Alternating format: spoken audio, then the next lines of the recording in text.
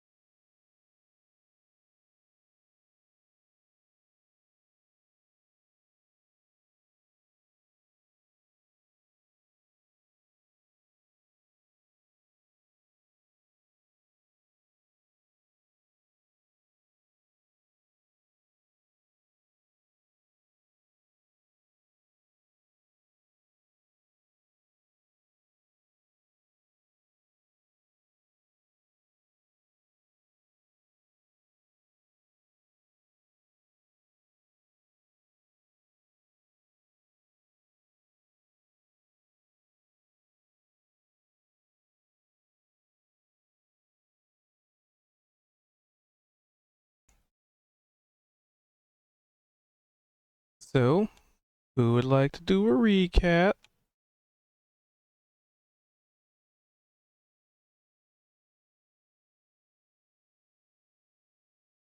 I mean, I'll Not do me. it for inspiration for myself. That's fine. I hate when you say that. I encourage this behavior because I would like inspiration on Sundays. All right.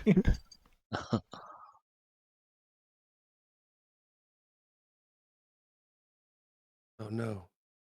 Who doesn't have inspiration right now? I was just actually about to go look. Because I know we can do a recap and then give the inspiration, and I think we might be close to everybody having it to get a permanent boost. I have inspiration. Cha has inspiration. So we need Raul needs one.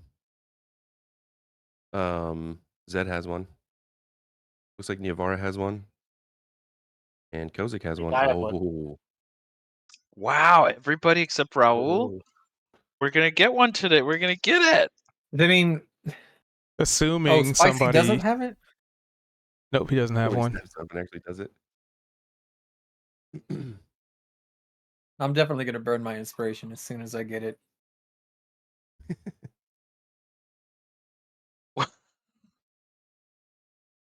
We need the carrot on the end of the stick, right? That's gameplay satisfaction. Well, I mean, the carrot That's that I've called presented. masochism. Well, the carrot I've presented was small boost. Now, the more you do those montages, the greater the boost. So you'll also be sort of leveling up your turn-ins as well. What kind of boost are we talking here?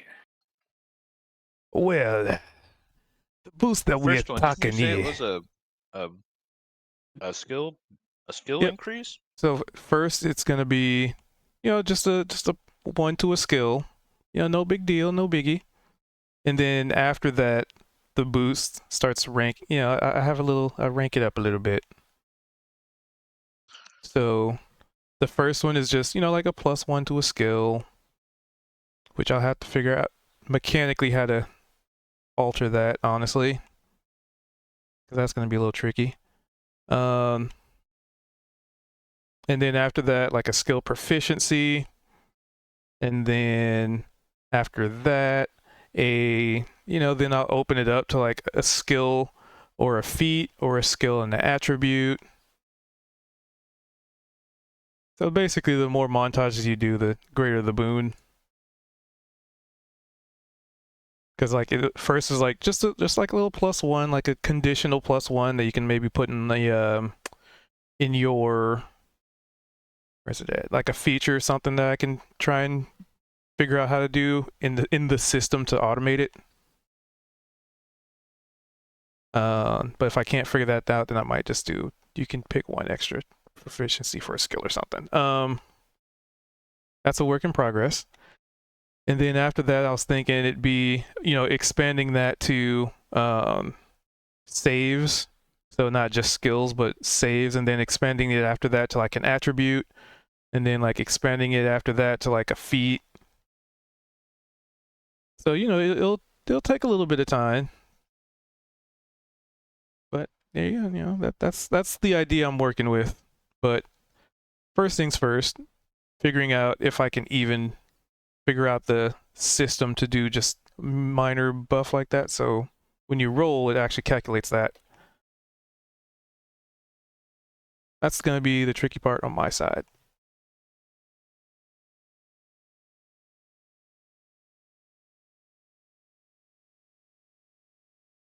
But yeah, that won't happen until at least next session, because somebody still doesn't have a inspiration. So, recap, anybody?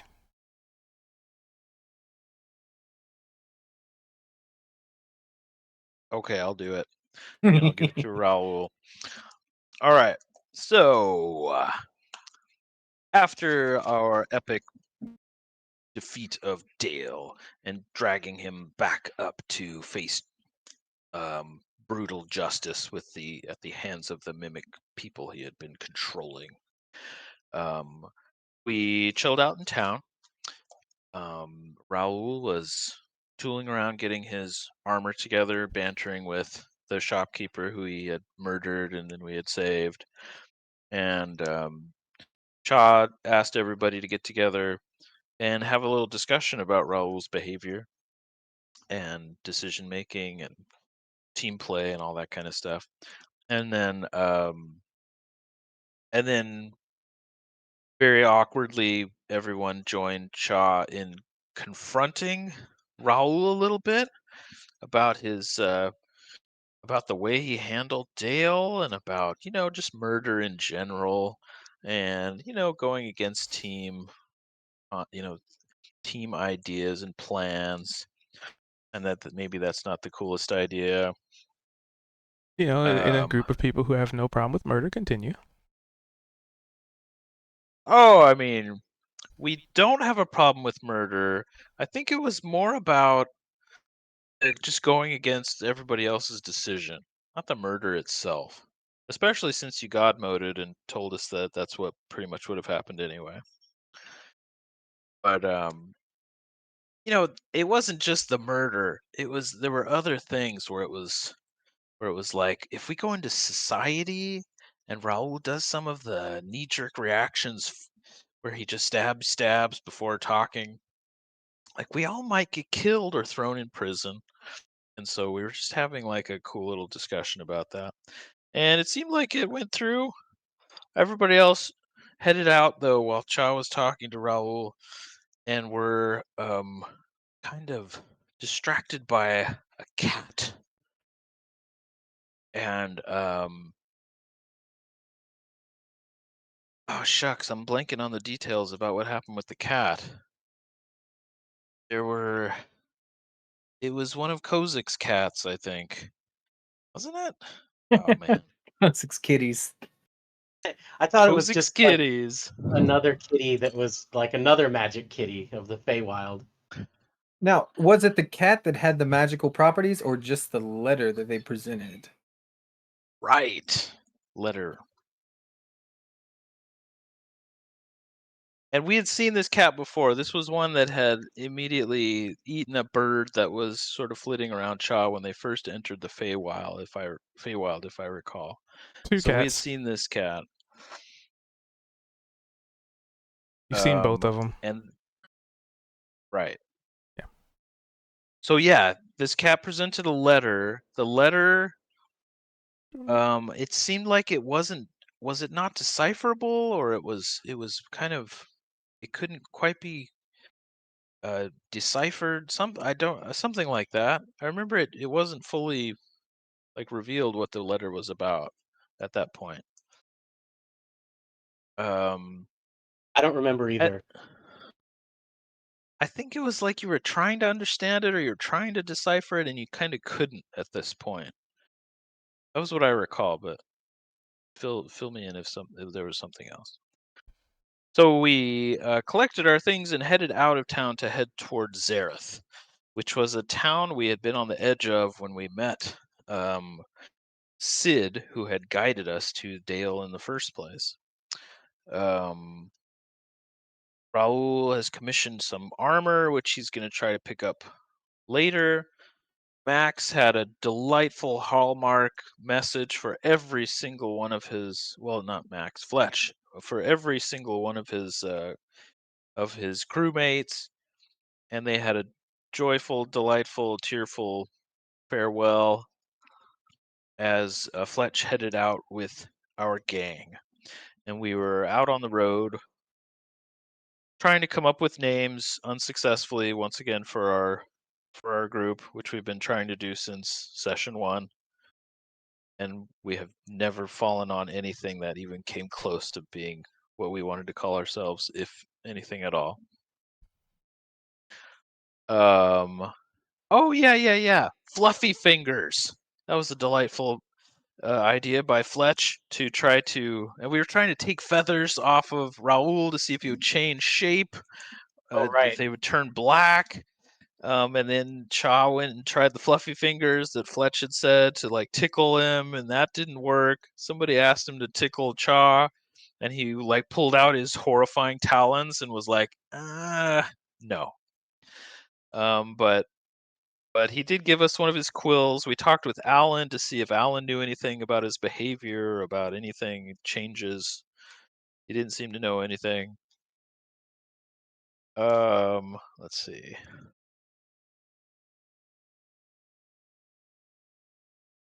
We then met up with a pair of people, one who seemed kind of disheveled, dirty, drunken, but who had a very intriguing, strange, mystical partner with them, a female figure who could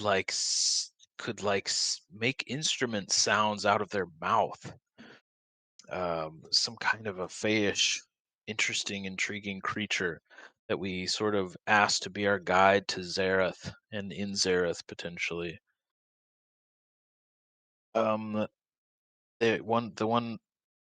Their names were Elrune and Tina. And we had heard music on the road and decided to investigate it, and we did that. And I believe that was where we kind of left off, was picking up these two new companions and heading towards Zareth. Mysterious hitchhikers, if you will. Yes. And then the dark and stormy night was to come. And we got news that there were escaped Bedlamites, right? Former ex-murderers, I think. And then we just ignored that warning and continued with our I strange don't remember that friends. at all. I'm making What? this up. I'm sorry. Axe murder? Oh my god. I'm I like, was just thinking about Jesus, was I stories where you asleep? pick up hitchhikers and there's like escaped convicts and stuff, right? I'm sitting here. I look over at my notes. I was like, I would have written that down. You just I'm collectively made everyone furrow their brow. Congratulations. I like it. My brow didn't furrow. And Cube, Oh yeah, Cube you're is writing just it gonna down. use it. You're just gonna use it, huh? I would never. Oh right, I have to mention the incredible bardic song that Fletch sang. Everybody was much mellower on the road. Fletch sang this beautiful little song that was and giving delightful, helpful advice about things, sort of surprising everyone. The change of Alright. behavior. Yeah, because she just homesick. She missed her crew. She was kicking rocks. She made little. You remember she Right. did the skywriting, and it was just a little heart. Oh yeah. And Cha teared up, by the way, watching all of that. It's a shame everybody's gonna die to these axe murder convicts now. Dang. Yeah. Alright. So, inspiration abound. I'm giving it to Raul when we're all loaded up with it. That And will be does a everyone agree to use it for whatever our boost is next time? It depends on what happens during this session. If we make it that far. Oh, if we don't use it this session, gotcha. Yeah, I have it set so in part I want it to be at the end of the session because it's one of those things where I want to know what people want to do so we can maybe have a little bit of a idea of where you want the montage to be. Just give you guys a chance Sure. to figure out what you want to do for a montage if it comes to that. Alternatively, things can happen. You might have to use one. And it also gives me time to see if I can tinker with the back end system. Because if I can't, then I'll just probably be like, all right, just get a proficiency. Just skip the first one. Just skip the proficiency. Anywho. So. D&D go time. Had to switch my scene.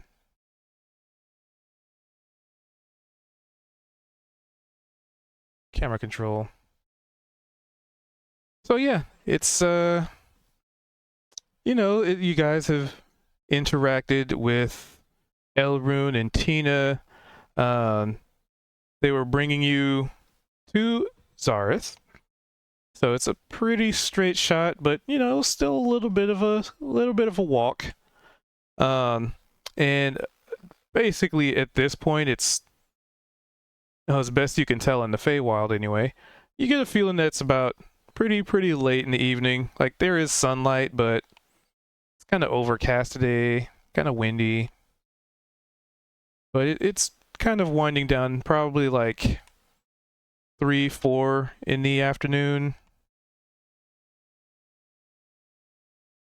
Actually, hold on, let me double check. No, 5. So it's getting to that time where things will probably starting to wind down and what have you. Plus, you guys have been on the road for a while, and yeah, kind of been traveling all day or out and about in some way, shape, or form. And as such, you come to the effective boundary of Zareth, and you spot several different people. Like this is a hub of activity, whereas before you were in Dale, it was it was a hamlet. It was like sub 100 people. This is hustle and bustle. This is the big city. This is the city life. This is going from random tiny neighborhood to like Los Angeles. Like there's a lot of people here. At least, in the forefront of what you can observe. And there's like people on carts and they're like coming and going like into the front gates, wagons, all sorts of exotic animals. Like you point over there, it's like, oh, is that an elephant? Is that guy riding a tiger? Is that guy on a dinosaur? That's a halfling on the that is a halfling riding a T-Rex. Just all sorts of odd combinations of individuals and probably interesting stories they might have to tell. But yeah, you come to the front gates and there are 2 armor-clad guards. They are wearing this like, it's not gold armor. It's painted to bright yellow. It's kind of painted to maybe resemble gold in the sunlight, but it's not. You could just by looking at it tell that it's not gold. They were both wielding halberds, and they're just idly watching people come and go with their nondescript faces because they have their little visors down, like full armor, by the way, full plate. And yeah, you guys are at the, as one might say, the pearly gates of Zareth, and probably definitely getting out of the way of larger animals. Oh, finally! A civilization! I've Yeah, been I've not waiting been- to see this since we left the Underdark. I've not been to a town this big for quite some time. Yeah. Was that a halfling on a fucking dinosaur? Totally. We should ask who they are. Or Some- find out at some point. So we should track him down at some point. Guys, what if we could wait? What if they could teach us how to ride dinosaurs? All right. Gonna remember that one. Well, I, Shaw's for gonna one, walk up to the oh, go ahead. Go ahead. I'm ready for a strong drink. I don't know about the rest of you fellows, but I'm sure there's a nice pub here somewhere.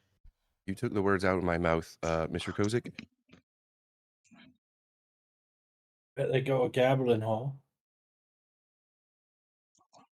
I would love a bathhouse and a nightclub.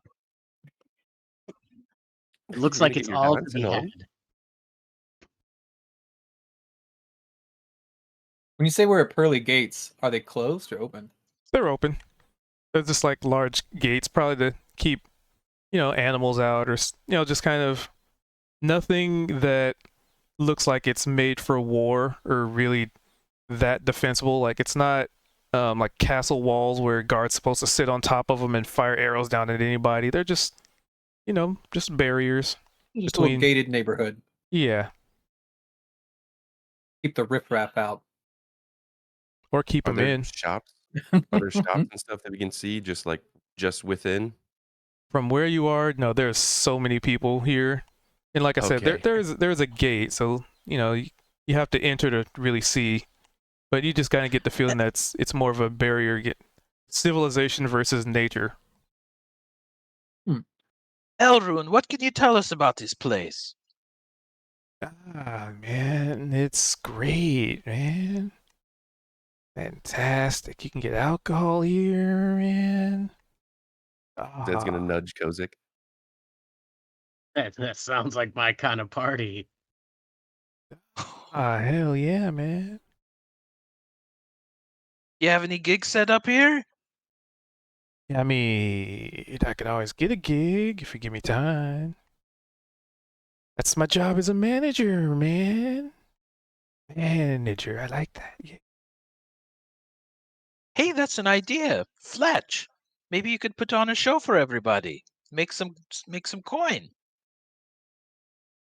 Fletch is kind of like just looking around, and like their eyes are definitely following the T-Rex. It's already basically lost in the crowd, and like you can't lose the T-Rex, but it's just further back there, and her face is just really like just kind of got like an exasperated sigh going on and kind of glossy eyed, and she's like, Blitzen really would have loved to see that halfling on a lizard.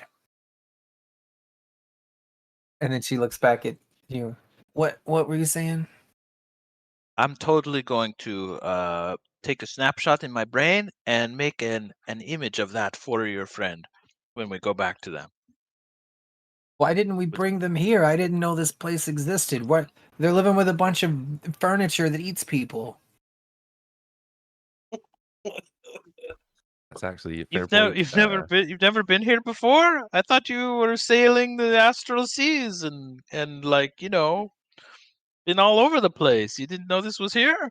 No, I've never even been to the Feywild before. We crash landed here. How was I supposed to know this was? Do you know what a your celestial confidence. is? Celestial? Mm-hmm.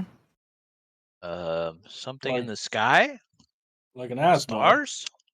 Like part of the stars themselves are the size of planets, and the last town we visited was a celestial booger.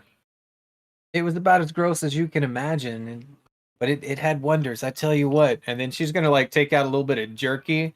I believe that Kozik was it that gave her the jerky, or maybe it was Cha, like back in the like weeks Oh and weeks yeah, ago. Shaw did. She's just now gonna start eating it like for the first time.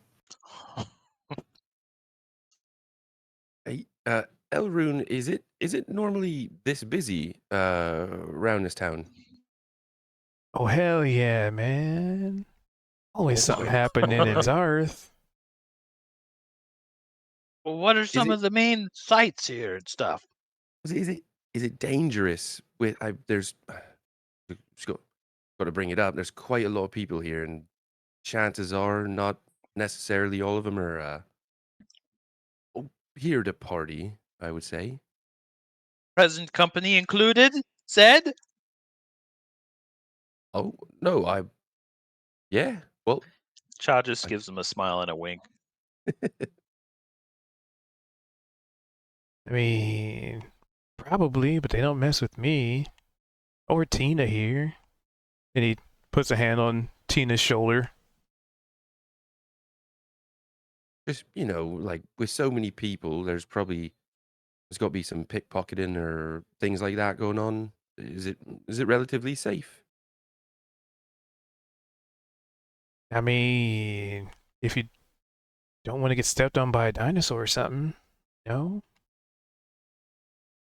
I guess it's not. I mean, what is safe, man? What are they celebrating? It Oh, seems like there's some kind of event or something. I don't know. nah, that's tomorrow, man. Oh, Yeah, festival. hey, Tina, one? what's your favorite part? She points over to, at the moment, I mean, from where you are, because you haven't really stepped in the gate, she just kind of points in a direction. I want to pretend like I got dirt in my eye, and I'm just, oh wow, oh my, it really bothered me. I can't see right now. You'll have to describe it to me with your words. She opens her mouth. And let's see, hold on. You hear the lovely sound of wind chimes. Neato. Gotta learn that trick, Tina. So Tina, are you suggesting that we should listen for those sort of wind chimes when we're going in that direction? She shakes her head. You shake it Is that yes the or only no. sound you can make? She shakes her head at that as well. Do the sounds you make have a meaning to them, or are they random? She looks at you perplexed for a moment and then just kind of shrugs. Yeah, I don't know if it's like some kind of musical language or.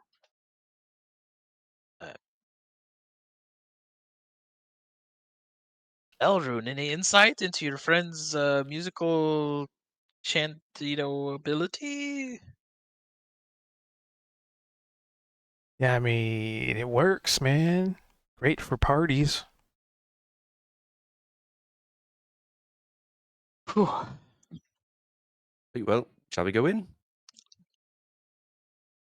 Let's do it. Chaw's gonna Yeah, walk up to one of the guards and be like, "Hey there, guys! Do you is there a bathhouse in Zareth?" So you walk up to one of them, and they're just standing there for a moment, and you say that, and there's a kind of a sort of a pause from one of the passersby as they look at you as you just kind of ask that question. But they keep going.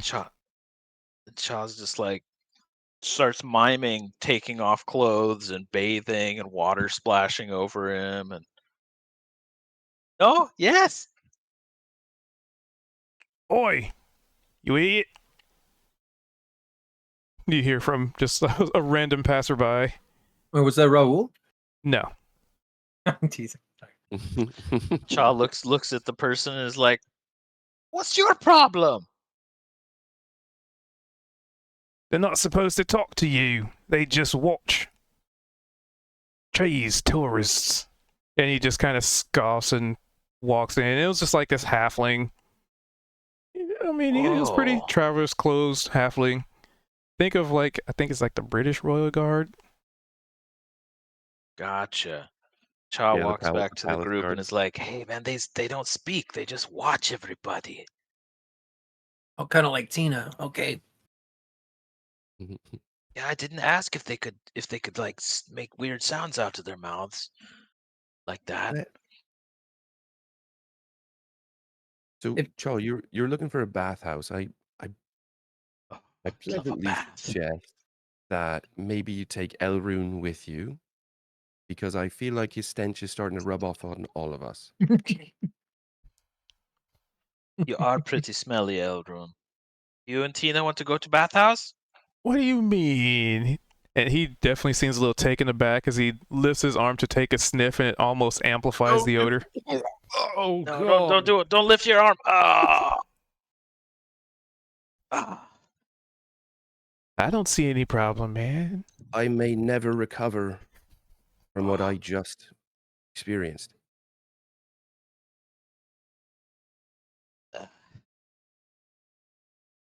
That's it. You and Tina are coming with me. We're finding a bathhouse.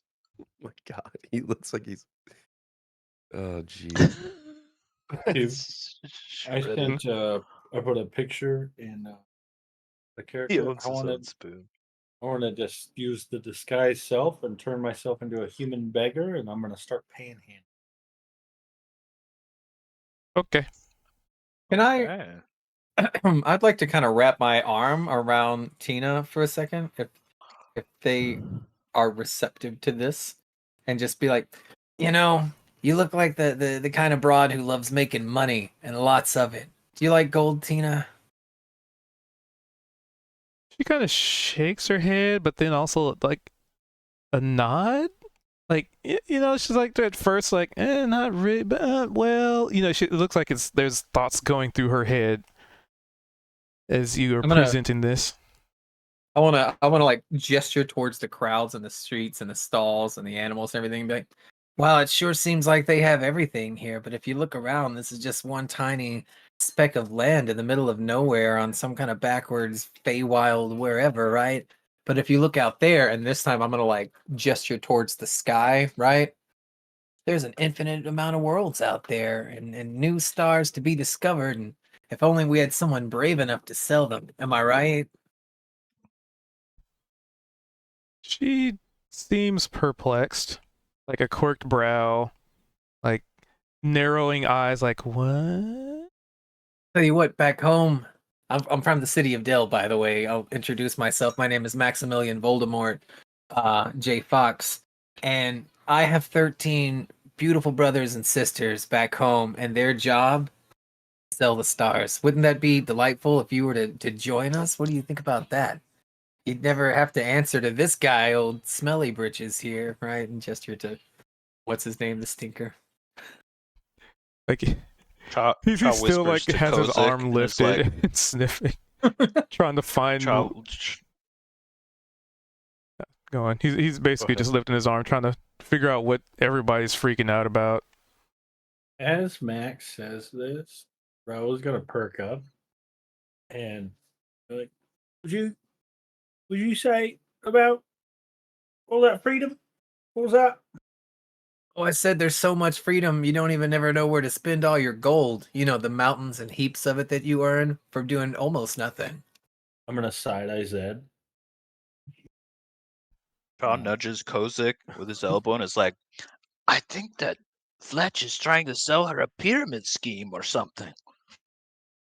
Yes, it seems a little bit naff, I think, but that's okay. Let's see how it plays out. What sounds to me like that's about as close as you can get to the same freedom that the dragons have. Oh, more so. Dragons are limited to what plane they can fly on. Where we're going though, we don't need roads. We don't need skies. We can just zoom, zoom, zoom. Also, Max, give me a quick. It's gonna be. Let's start off with a insight. Uh-huh. There might be multiple things to unravel. Ciao. All right, Well, and then give me a perception.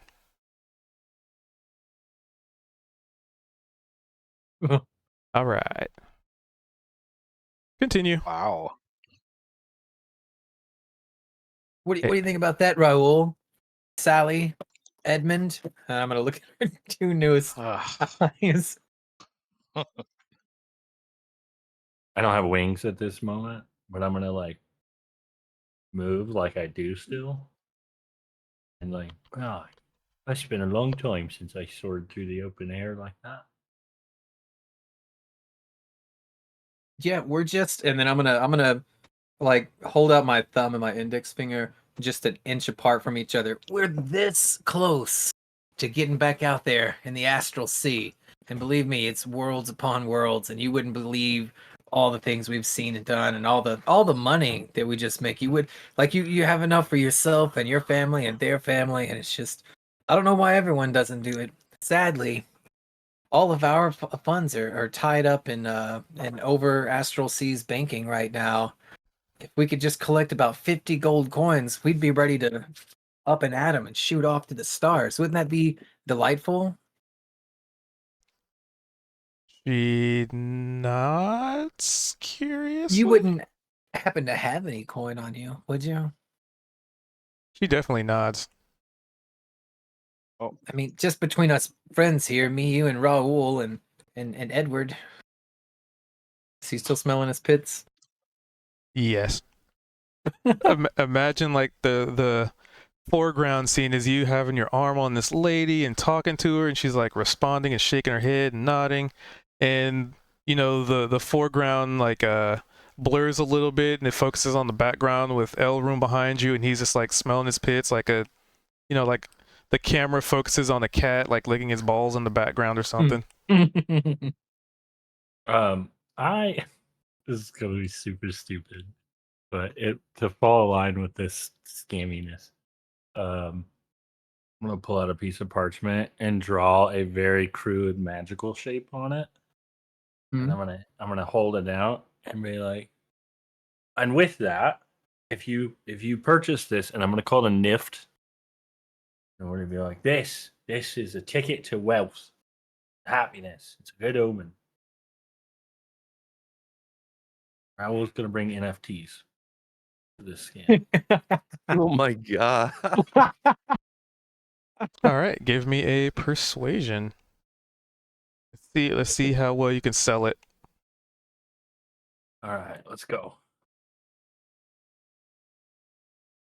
Bring you all the wealth you could ever be. You know what you do with this is you take this, and you're the one of a kind owner, and you show the world and all the royals this piece here, and they'll know its power. Bro, can I get one of those? I'll just quickly draw another one and hand it to you. Fuck yes. Cha looks at Kozik and is like, "This is what we do to our friends, huh?" I guess, this is kind of like a pyramid scheme, I guess. Oh, shit. Yeah, he's even taken in Zed. So she takes the paper and hands you, reaches into her dress pocket and hands you 50 gold. I'm gonna hand It worked. 5 to Zed and be like, "Look at that! It's already bringing you wealth." Holy shit, it works.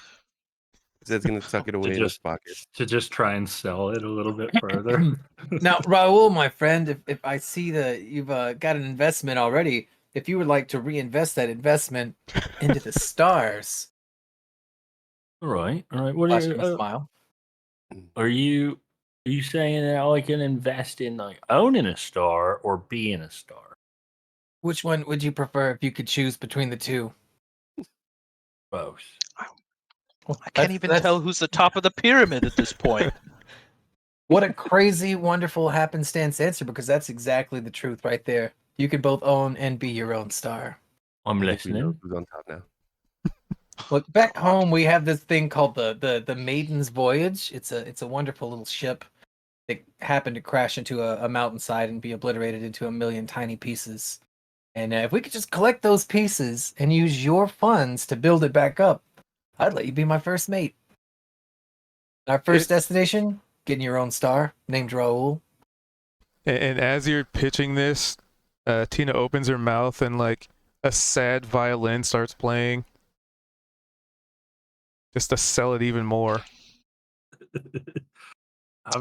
I didn't think I could pass up that offer, and I'm gonna look at the person while I hand you the money. And I'm gonna put his give coin me in my bosom. Give me a persuasion. Me? Yep. Oh, that's real good. 19. So as you're having this conversation in the middle of the street, right in the front gate, and people are passing by, and overhearing this, there's like 3 or 4 people that kind of slowly edge their way on over towards you, and they're kind of like looking over their shoulder and kind of listening in. I have something theatrical I could add to it. Uh-huh. But so what if I dispel my disguise spell and turn into this, majestic bird and be like, and you too could have a piece of this if you join us in the astral seas. Wait, can you fly? I can. All right. I'm just gonna feign amazement and just, oh my stars, look at this wild and miraculous transformation from a humble beggar with only a spoon to his name and into this magnificent winged creature. This too could be yours. Your liberties unshackled. Your freedom intact. So give him an example, Raul. Soar across the sky, show him what could be theirs for the low cost of 50 gold pieces. Cha sits down and pulls out his flute and starts playing like a sweet little flutish ditty to kind of go along with this. I'm gonna cast fairy fire on myself as I fly into the air, so I start glowing. Mm-hmm. Kozik just has his arms folded here. There's like there's some sort of foreign dust or something in the air. It's made everyone insane or mentally ill. Ugh.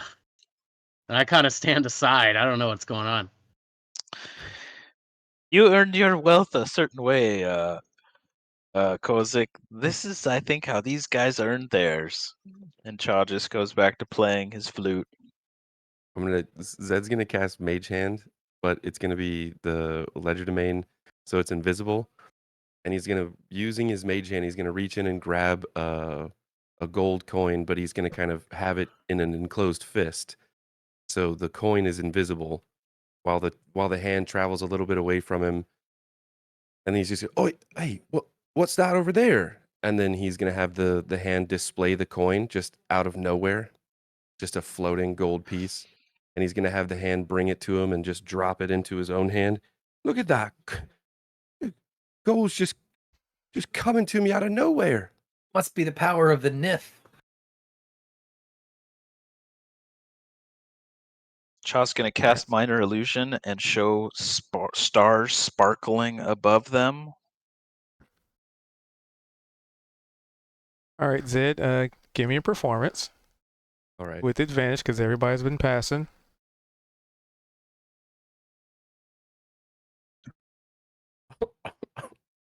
What? Oh man. Okay, well, still It's 2 not out of 3 successes. Possible. It's not possible. Come on, digital dice. Jesus.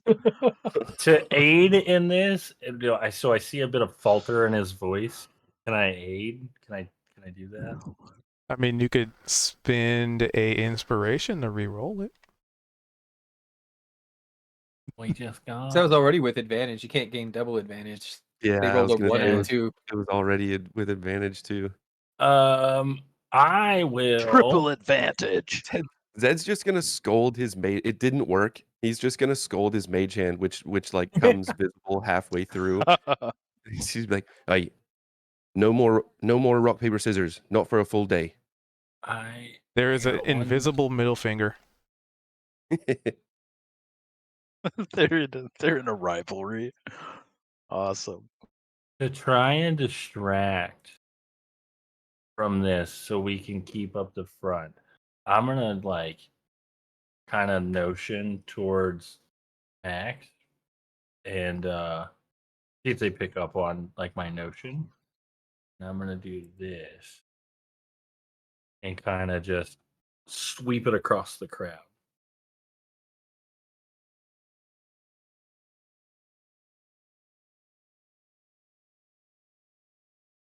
A legume seed. And hope that deters from them being like, wait a second, towards that.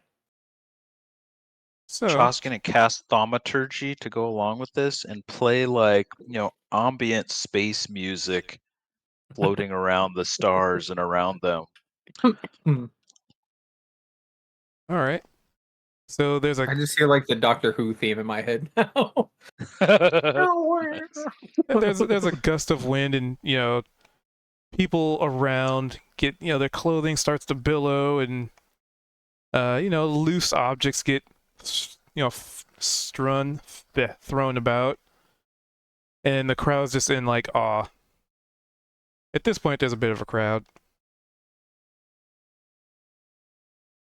I would, at this time, just try to go person by person. I want to do that politician handshake where I go in with my right hand to grip them and give them a firm grip, but then with my left hand, I kind of like cover their wrist a little bit and like force their hand to shake, right? And then just as quickly as I'm in, I'm out again, and I'm just going one at a time, and then just trying to collect money. All right. Roll me a D100.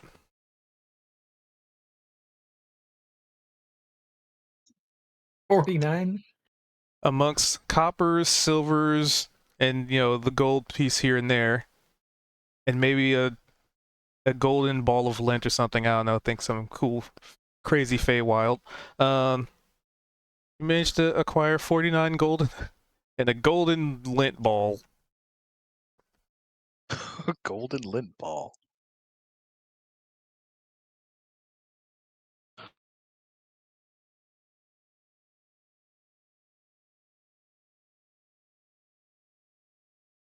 I am getting more and more thirsty. Kozik, you want to go see if we can find that tavern?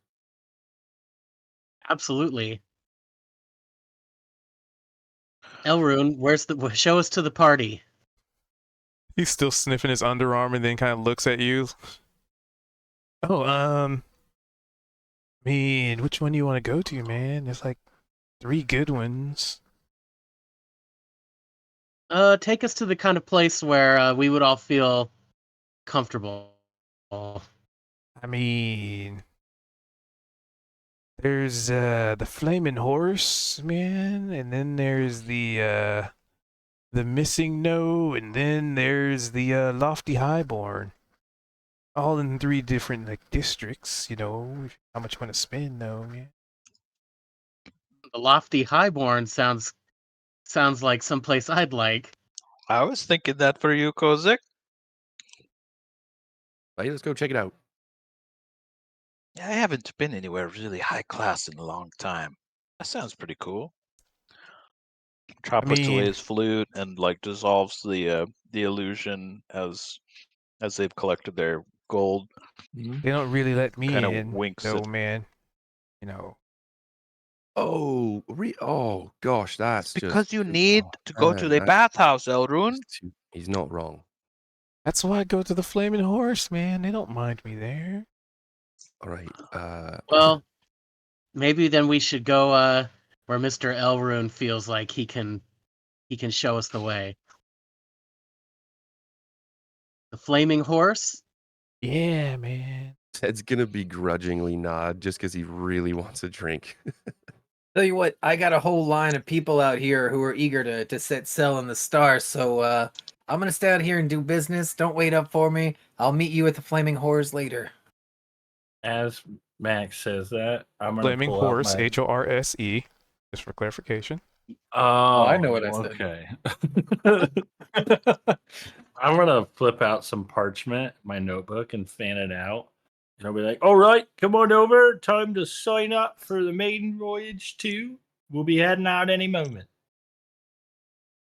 And I'm gonna point at a random person and I'll be like, you, come on. I think we need to get as far away from these guys right now as we can. Has anyone been to the marvelous city of wonders? Dale, raise your hand. Show of hands. Anybody? And like just kind of fades into the background as they're moving to the tavern. All right. But Kozik, you've never seen a scam in operation before?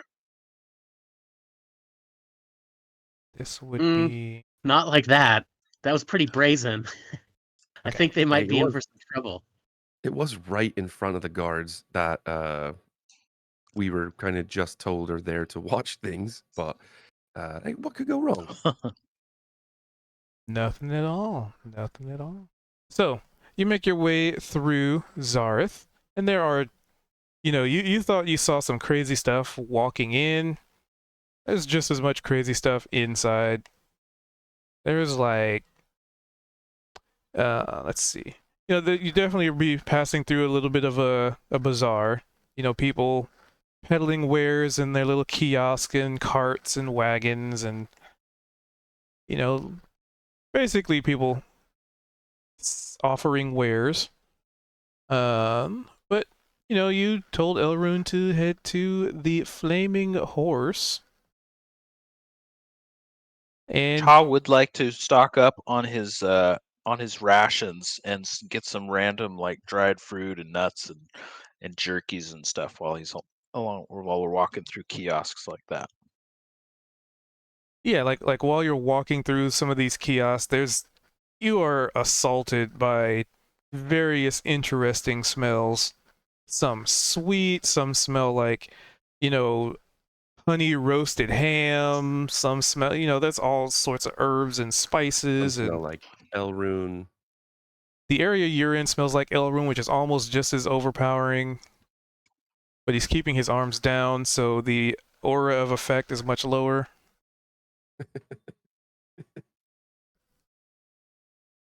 And you come to. Oh, sorry.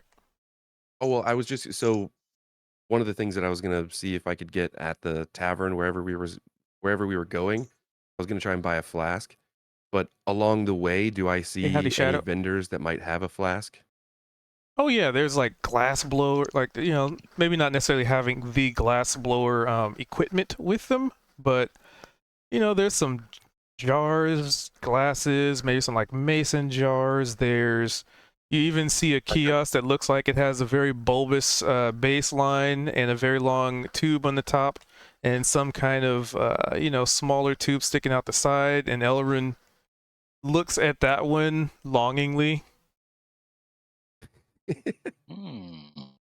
And it's got like a little dragon motif on it, and it's really nice and made of crystal. Maybe crystal actually. Get a closer look at it. Are there any that are almost like traditional flasks for like liquor? Oh Like yeah, even there's like a plenty metal of flask or something like that. there's plenty of that here. People All right. having like little cups and mugs and stuff like that. I think Zed's gonna eye one of those, see if he can find one that's fairly nice, not necessarily too nondescript. 'Cause he wants to buy a flask. I mean, so something like that would be like a couple of copper. Yeah.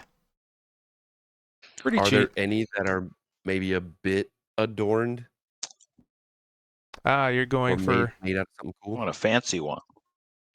fancy one would be, well, let's see, how fancy you going? Because there's a lot of variation, anywhere between like a few copper to like a gold. What would describe what a gold like flask, a flask that's worth a gold rather would be? Gold. So a flask that would be worth a gold. Hold on.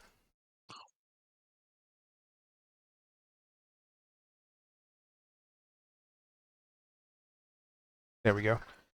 So it would. So you look around and you take a look, see a few different options, and the ones they, depending on which kiosk you go to, may vary a little bit. But one that's like made of gold looks like it might have a little bit of crystal inlaid into it, like very interesting like embroideries and maybe even like a small tinge of like gold sticking, as part of the embroidery, like very colorful, very painted, like somebody painstakingly crafted this. This is clearly from hand, made by hand, one of a kind. If somebody were to make something similar, it just would not be the same. Like even the creator, the individual who the individual you would be trying to buy this from would even be like, I've only made one of these today. I only make one a day. Zed is maybe got a look on his face that he just doesn't normally have. It just like completely enamored with this, with just jaws dropped a little bit. His eyes is almost like glazed over, like he is unaware of anything around him. And he, without saying anything, he just reaches in his pocket, shuffles around a little bit, and grabs a gold piece and just sets it down, and just looks at the guy, like very seriously in his eyes. It's like, I would like that flask, please. Excellent. I see you have good taste. Good taste. And you present the money, and he presents you with this very elegant, expensive flask. Sweet. Hey, you want your name carved into it? Maybe we could take it by a blacksmith. Actually, that's a great. I might think about something. Maybe not my name, but maybe something that might remind me of my crew. Thank you, Chuck. Yeah, sure. Personalize. Just think real hard after about a day.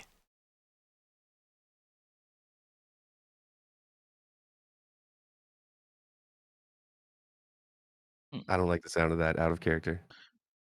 Does that mean he can? What does that mean? Yeah, I'm a bit. You want your I'm a bit name confused. embroidered on it, right? Well, something possibly. You saying he can think it and into the metal? It only works once, so pick wisely. Oh, What? really? Whoa. Cool. Wow. This is incredible craftsmanship. What's your name?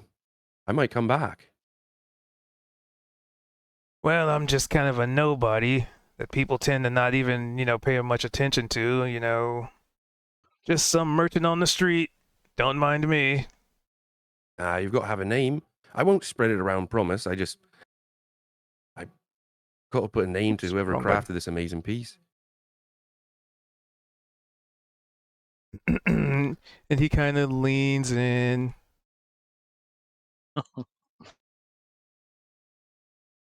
They call me Eduardo. Nice.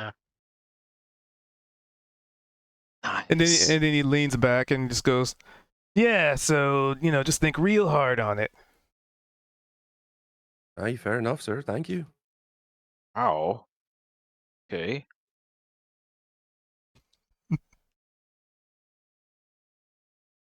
Hey, He's Zed, fishy. I've been meaning to ask you something. Right? So, remember that weird crossbow that we found in the guts of the cows, I think? Yeah. So, I've noticed you've used it a couple times, but it's kind of been a problem for you. You're not wrong. It's Yeah, I mean, I don't.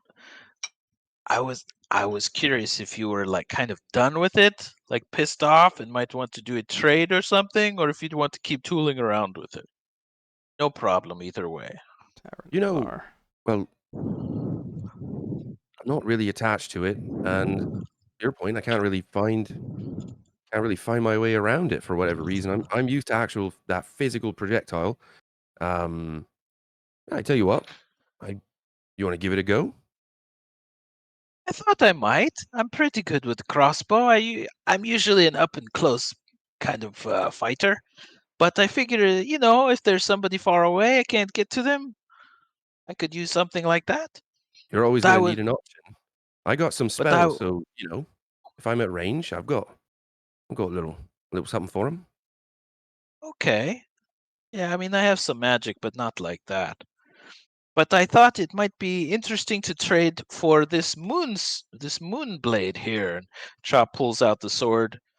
It casts moonlight, and I thought since you can't see in the dark, and I can, if you wanted it to, it could be like a permanent candle for you. I'll put more use to it than that. Zed's gonna kind of grin a little bit, but he's definitely like for sure. Let's do that. Do I need to do Okay. anything to like transfer it to you, or you can just add it? I think, yeah, I don't. I guess I would just add it from the compendium, and then you could add the short sword, which is a moon touch short sword, which casts a certain amount of light whenever Right. you unsheath it. And I think I can probably just delete that from my inventory and add the Yeah. Is it in the compendium? Yes, it should be in the The compendium. crossbow? Which Okay. which crossbow? The It's like an arcane one, it has The magic arcane one. bolts. that one is not in the compendium. Yeah, I just have it. It's a +1, and then I have the Okay. notes to Because what it it's a does. it's a +1 with additional properties that I'm homebrewed. Well, sort of, kind of. Okay. Custom item. Gotcha. Okay, yeah. So if you want to just DM me the notes, and then I'll have them, and then and I'll put in a +1 crossbow. Got to come up with a cool name for it. Mine Oh yeah, literally, totally. I didn't name it. It was just hand crossbow +1, and I feel bad about it. Like the perforator or something like that. Well, I know if you've tried to use it at key moments, like just 2 times, and it's just failed horribly both times, It's and never it worked. just pissed you off. And I'm like, maybe it's not really your deal. I'm over it. So is it just a short sword? Is it a specific short sword in the compendium? I don't think so. It's just you'll have a short sword, and then Similar to I the crossbow. right, and then it casts. I don't remember the amount of light it casts though. 10 feet. Cubed, 10 feet. So basically, you have like a perma light Yep. if you But need we it. can work that out because I don't want this to be a shopping episode either. Sure. Was it a +1? The moon touch is not. I don't know if it's not. Okay. Okay. So yeah. And There's is this a hand crossbow or is it Yeah. Okay, gotcha. Got it. Okay, we can continue. it's working. Nice. They do say that bow made Zed cross, so it's working. Because, crossbow. Anyway, Thanks, Shadow, for that one. So yeah, pretty much the more time you spend kind of standing still, the more Elrune's aura starts to make people, scatter a little bit more away from you. Elrond, really, man? What, Can I man? please pay for a bath for you and I'm- me and whoever else wants to go? I mean, if you're gonna pay, sure, man. Sure, Then he just burps. take me to a bathhouse. Well, I mean, they have I've normally been just hanging out behind the stables, with the flaming horse. That's not a bathhouse. A house with a bath in it. Hey, Hot man. water, I don't soap. judge you for what you wear, man. I don't judge your life choices, man. Just because you smell the nice and things I everything. wear are amazing. Look, man, just because you smell nice and everything, I don't even know what that really smells like, but it's not what I'm smelling, man. I could barely smell it. You can't smell anything because all you can smell is yourself. Hey, that's just rude, man. I'm here guiding you through Honest. Zarth. All right, man. I'm trying to guide you to having an easier life with people. I don't need people, man. I've done just fine without them. Can I use prestidigitation to cast a quote Yes. odd odor on his clothes? Sure. I mean, he doesn't resist or anything.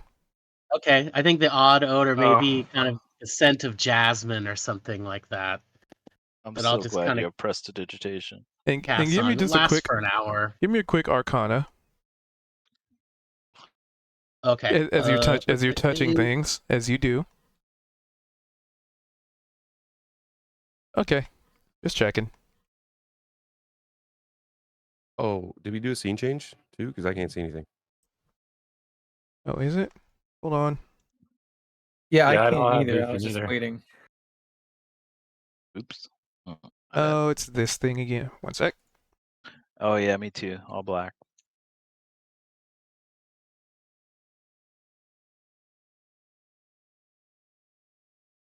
How's about now? Should work.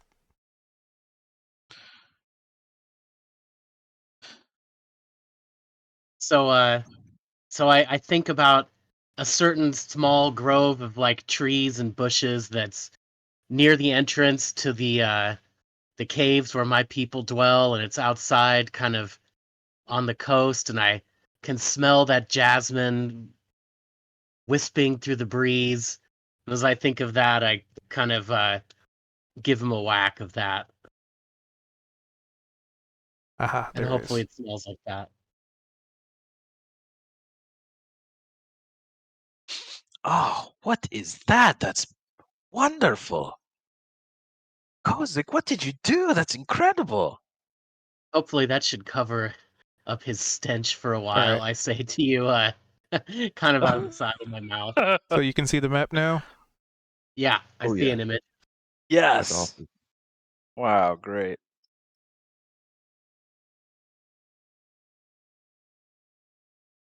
The coastal jasmine of the Dwarven realms. It's like home.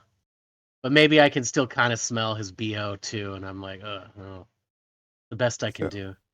So I know, I'm not sure how long it'll last. yeah, you kind of get the feeling based on the aroma. Like, yeah, you cast prestidigitation and it's instant, but it's almost like a pot of water about to boil over. It's starting to reemerge. Whew, I try good one more try, time with Kozik. I try one more time with the scent of an herbal patchouli that I kind of spritz at him. Ciao. There you go. Okay. Try to blend with that earthy smell. Good idea. All right, so you go for another chow. Oh, let me hit the button just to be fair. There we go. Ciao. All right. Full of breeze.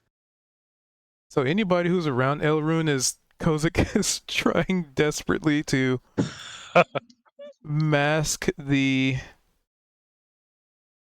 very, very notable aroma. Also can give me Arcana checks Oh, nice. Okay. Give it a try. as the Zet'll aroma be starts to emerge once again. Zet'll just awkwardly look around and kind of have that weird smile and like raise his eyebrows as he's looking around at everyone who's now kind of probably eyeing us where all this smells is coming from. You've noticed that there is a good clearing around you. The vendor that you're talking to has already put a clamp on his nose. Ooh. With a 14, you are, yeah, it's good enough. You get the feeling that there is something else going on with this guy. Like, Right. you're using magic to cure his ailment, and it just keeps coming back. Like, it works, but it keeps coming back. Almost like some kind of a horrible, horrible, horrific curse or something. It seems as though Cha looks at Kozik.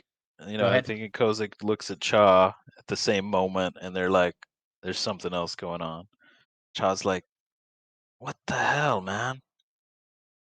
I know, looks like man. What Elrune's the going hell? to That's what I'm saying, man. What happened to you, Elrune?" What are you talking about, man? Here, let's There's walk and something talk, going man. We're on. just kind of standing here, man. Everybody's just like looking. All right, walk and talk. Fair enough. You're a tough nut to crack, Mr. Elrune. Let's go. Meanwhile, off in the distance, you can see like fireworks and like you can hear oohs and ahs back where Fletch and Raoul were, probably wowing a crowd off in the distance.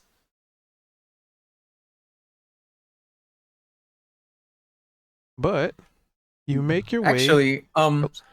I would say I would have cast a spell if they're kind of back in that area, not necessarily where we were, but if they're looking off in that general direction. If they would see the clouds up ahead, there would be a message, but that's only if they're the type to look up. Probably not. You know, you've done that spell a couple times now. Uh-huh. So I personally think that Cha would start realizing that you could use that if you were in danger or something. So I think that he would occasionally glance around, and he would also generally be eyeing everything, coming from kind of a traumatic, you have to watch every corner But then there's also all these background. people kind of staring at you, so there's a True, factor like, yeah, to like take not in into the middle account. of something. Right. Pretty sure it lasts 8 hours, so. Okay. We look up at some point in 8 hours. Yeah. God, if we don't, then we are. Cha would definitely look at the sky. He likes the Feywild sky. I mean, this is a Feywild. Well, what's Chaucy? Oh, At some point. yeah, it would just be a little cute little message written in cursive, but in the clouds, but it's in common, and it just says, Cozy with a C, Char, Zon, and Naomi. Headed back to Dell, thousands of gold to be made. Destiny is calling. Don't tell anyone. And it's got a little winky face. And it's probably written on like 4 my different God. clouds because that's a lot. Yeah, it's huge. Don't tell anyone. Chaz like nudges Kozik and Zed and just points a finger at the sky with his eyebrows sort of raised. It's like, I don't even did- know where to start unpacking that. Did Fletch Like put a bunch of Max's work. squiggles in the sky? It's Zed can't writing. read Look. cursive. Oh, I'll read it to you. And Chalk expresses that with like SIC seek all of the misspellings and everything. He's just gonna say it how it's written and be like, Oh. I really need to work on his grammar and punctuation with him. Yeah, That's but But his timing is impeccable because the "don't tell anyone" cloud, like, it disappears just as you finish reading it, like behind another cloud. Oh, nice.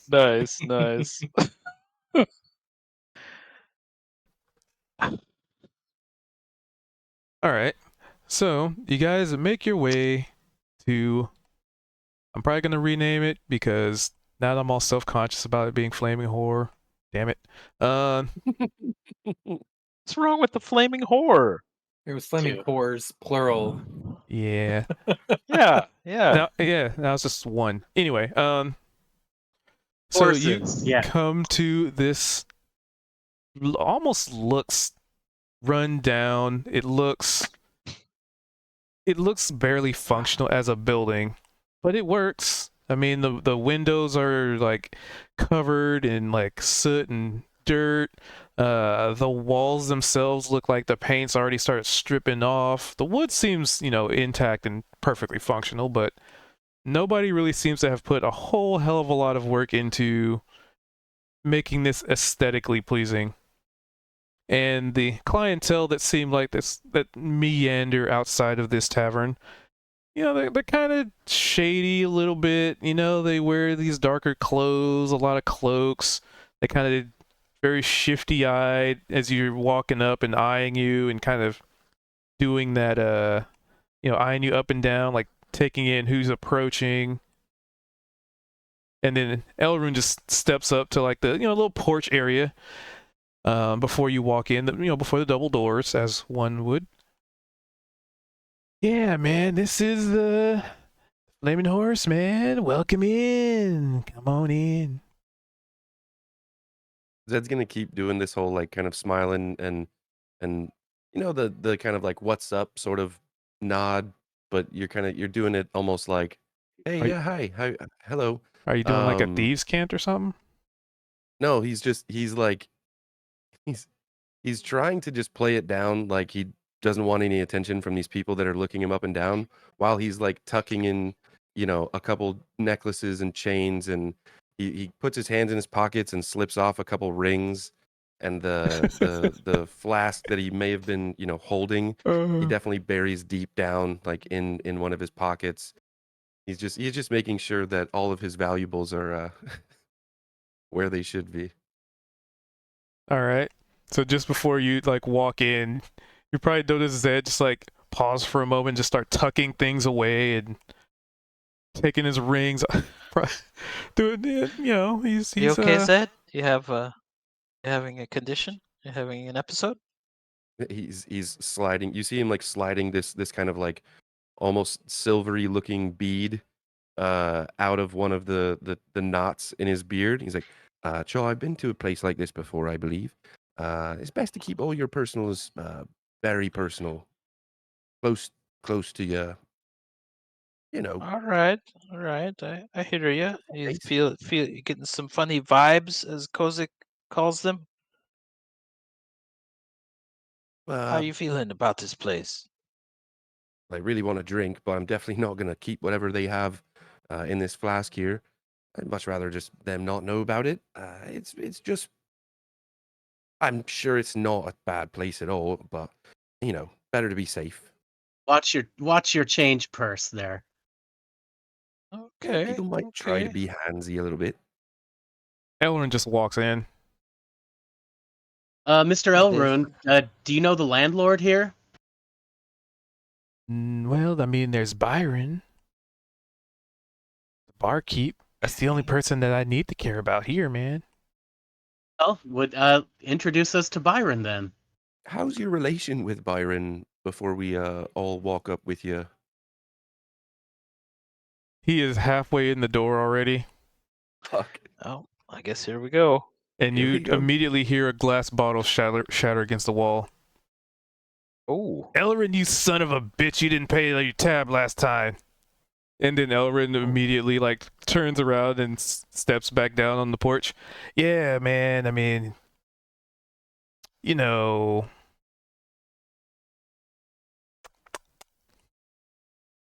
Dude, much was your Elrond, tab? what the hell have you gotten us into here?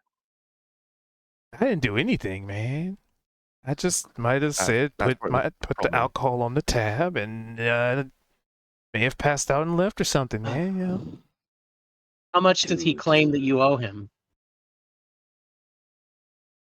He sticks his head back in the door. Hey man, how much do I owe you? And there's just a sound of another bottle shattering against the wall. Oh, 10 gold, you son of a Bottle bitch. flies out the door. You say 10 gold? 10 gold. You How drank 10 expensive are the gold worth of drinks here? alcohol?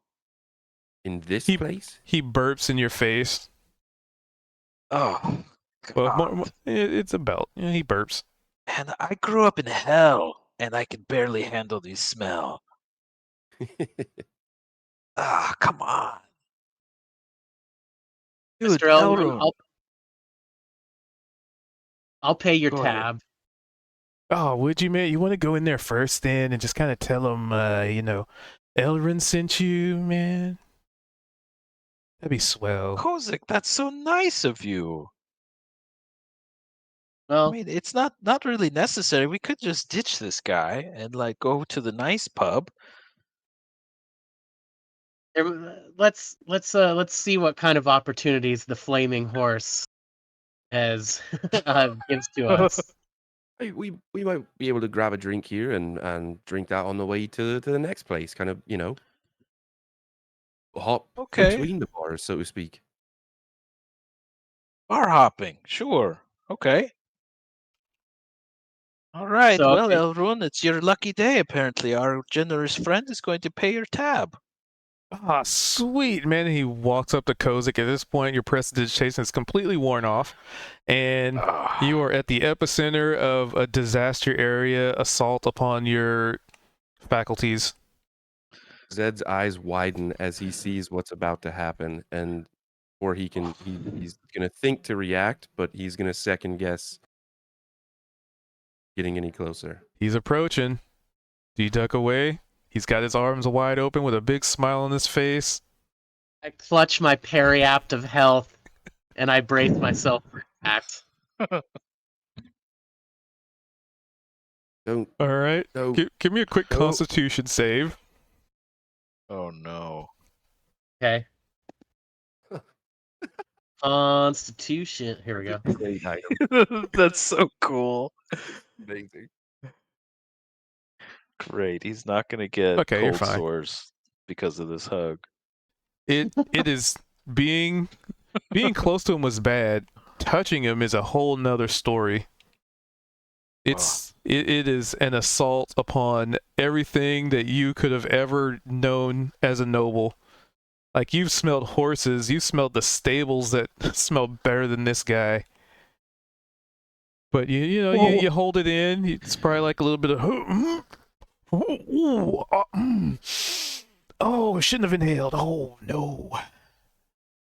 But beyond that, it's just really bad. Ah, Tina, how do you put up with it? Doesn't it bother you? She taps her nose and shrugs. In life, to endure the unendurable. Yes. Ugh.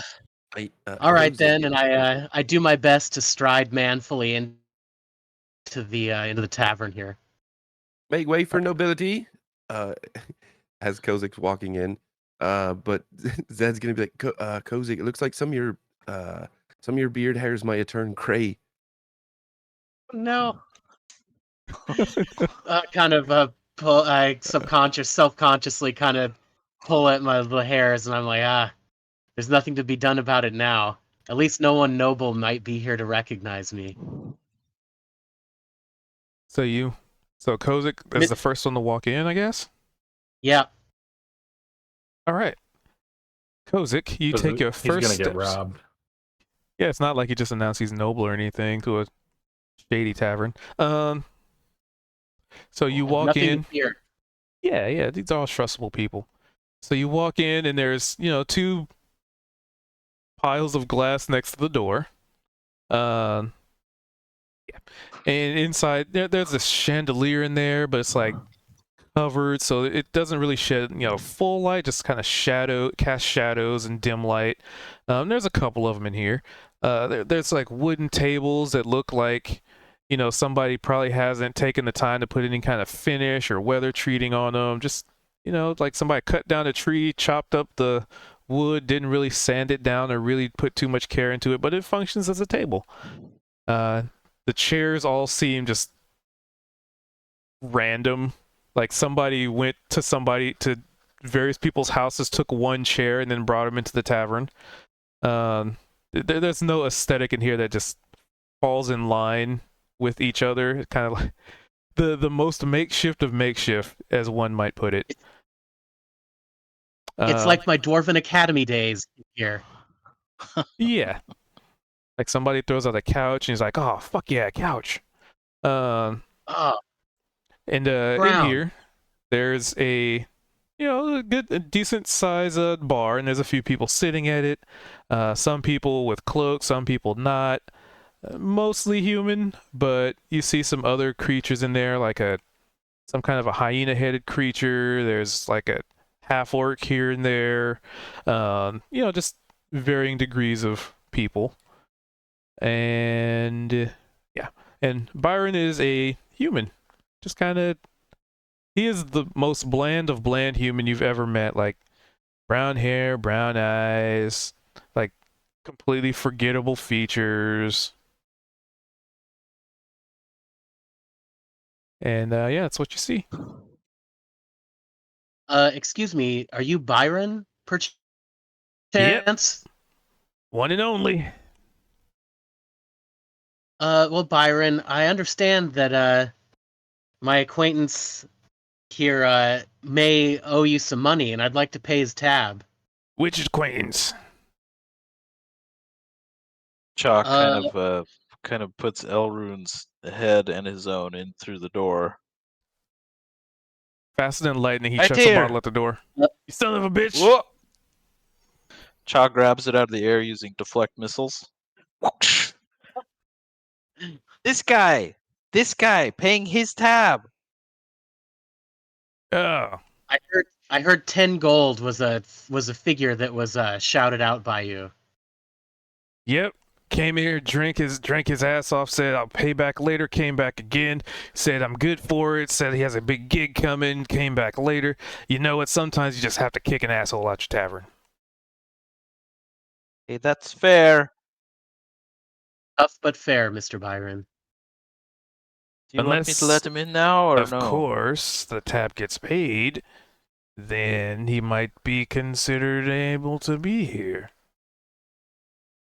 And he does the like eyebrow raise, kind of like the Rock. Cha looks at him and is like, better remember this, Elrune. My buddy's sticking his neck out for you. Doesn't look like he has a very long neck, man. Ah, idioms. I look at Byron and I say, well, I think I can smell what you're cooking here, so here. And I pull out 10 gold pieces and give it to him. He scoops him up, and his demeanor changes from gritty, angry, to just normal. Cha pushes Elrune kind of into the door so that he stumbles a little bit on the way in. Oh, he stumbles all right. Hey, see, it all worked out, man. Perfect. And he immediately sits at the bar. I'll take one of the usual. On this guy's tab, and he points to Kozik. I look Kozik? at Byron. I say, for now, that's fine. Oh, All right. I'll give him a special treat. And he winks. While this is okay. going on, I think Zed's gonna be kind of scanning the room because he already had a bit of not hesitation, but just kind of like he knew this type of place might be shady, so he's just kind of scanning the room, looking to see if anyone's staring at them or looking to see if there's any maybe like hustle and bustle going on. Not much hustle and Anyone? bustle. Give me a perception Okay. check, though.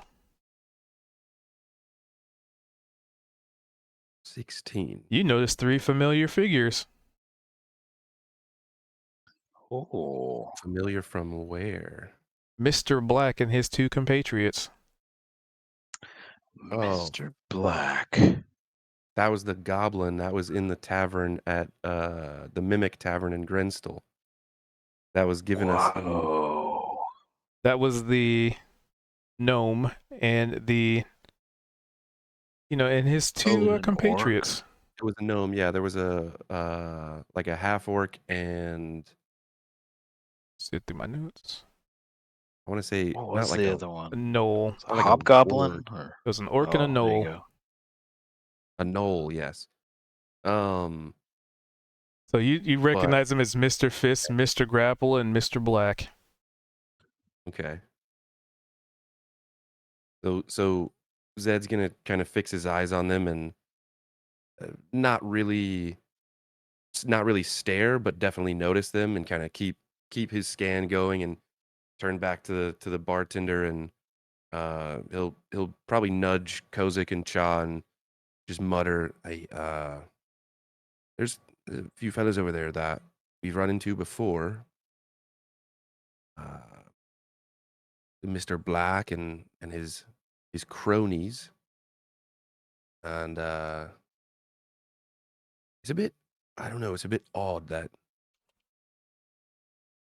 now, Chaw, you were asking if I had a funny feeling. Now I definitely have a funny feeling. For sure. Cha He's kind gonna of tries to sneak a glance at them really quickly. Zed's Turn gonna look at the back. bartender. He's gonna say, what's just what's a normal ale around here cost? Let's see. Hold on, I gotta sit through my note. There it is. So, the cheapest you'll get around here is about 2 copper, and the most expensive around here is, about 4. I tell you what, can I get your top shelf? And he's gonna set a gold piece on the bar, kind of look at him, pause for a sec, make it very obvious, and then possibly he's gonna lower his voice. Could you tell me how long those 3 have been here? And you slide these coins to him, and he reaches out and pulls them in. Well, let's see. They've only been here for a couple of days. I think they were supposed to be heading out just before the festival. What is this festival again? Oh, It's just going on tomorrow, right? Yeah, just a celebration of Zareth's how would I put it? Declaration of independence from any of the courts, Oh. i.e. the founding of our lovely city. Cha. Do those fellows over there come in here very often? I mean, maybe like once a month, if at most. Huh. What kind of business are they in? Maybe they have something that we like. Some questions are know. best not asked by the bartenders. Sure. What do you guys think? Should we approach them? Let me get a drink and then let's see what it's pretty extraordinary. They found their way to the Feywild. Oh, actually, also with that 16, you see a couple of tables that have some card games and some dice games. Uh-oh. Oh no. Here we go. How close are those tables that have the gambling going on to where the 3 of them are sitting? The 3 of them are sitting way back in the further corner. Far corner? The Okay. best place to be if you're trying to observe individuals in your, in that area. Maybe we should buy them a drink to start off as friends.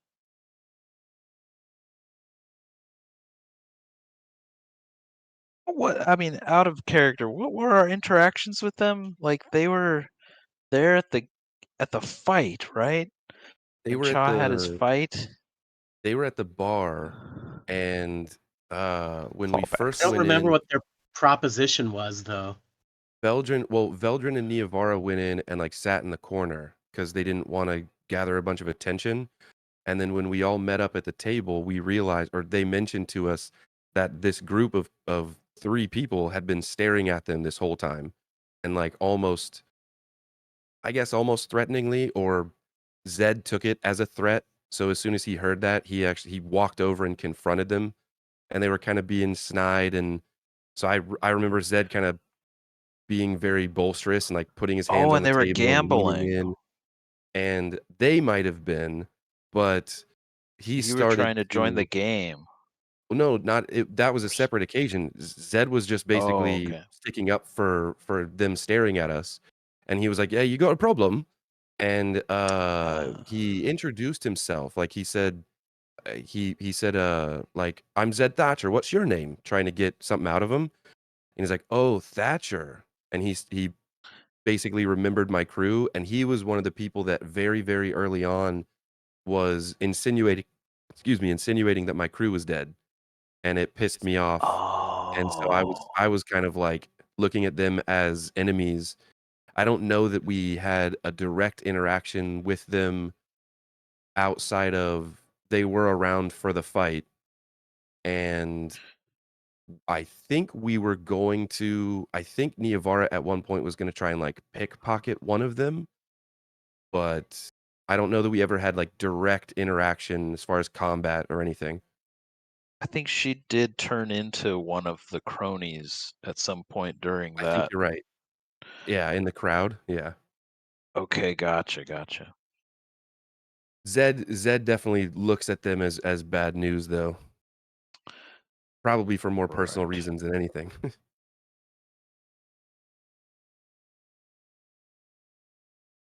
And for Raul and Fletch, are you guys should we switch over to them? What are you guys up to? Are you Nope, they're handling business.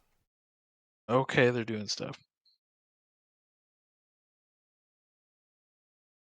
I'm Do you want to? you know, What do you if think? Shaw, if you want so the last time that we spoke with them, they definitely claimed that they know who I was. It might be better off if I just maybe hang out at the bar here. Maybe you could approach them if you're inclined, and but I don't. Yeah, I'll do that. Last time you started saying nasty things about my crew, and honestly, I'm not trying to spoil our welcome here as soon as we get here. I hear ya. I'll approach and be friendly, and we'll just see where it goes.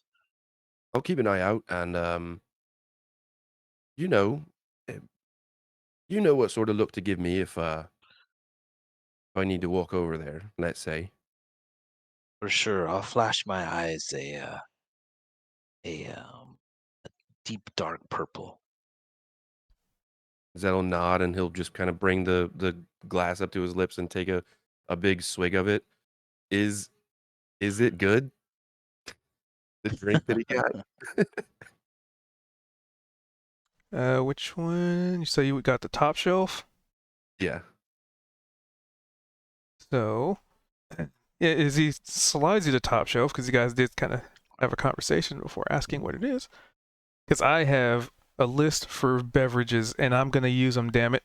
So top shelf here is something called the it's actually funny enough, it's called Firewater.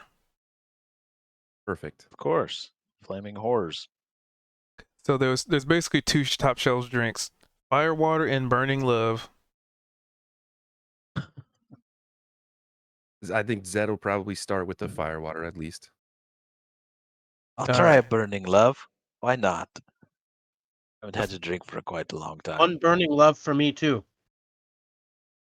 Like the glass comes and it has hunka hunka written on the side. Just got a picture of Elvis on the side of the glass. Who is this fairy on the side of the Who's this glass? character that's got this hair? Oh, look at that. That can't be real. Come on. I like his glasses, though. He must have been a Alright. powerful wizard. It is thick. Legendary bard. It is frothy, and it does not shy away from the intent of its nan. It burns going down and probably coming back up later.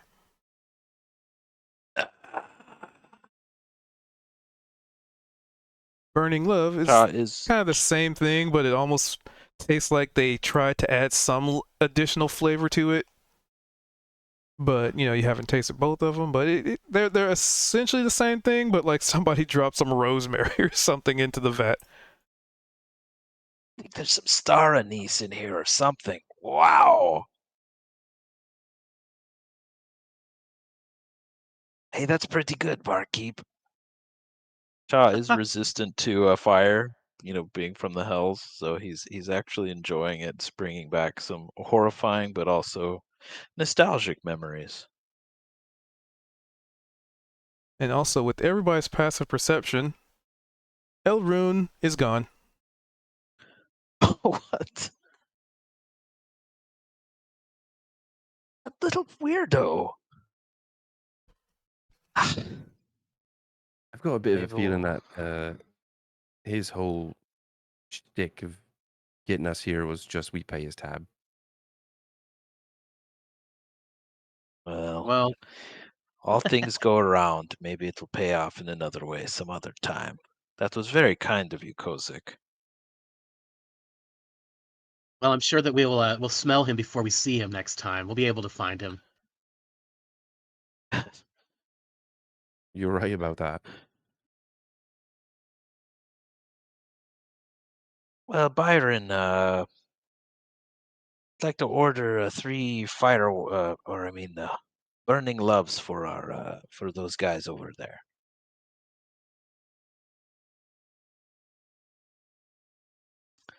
All right. Who's chickadee?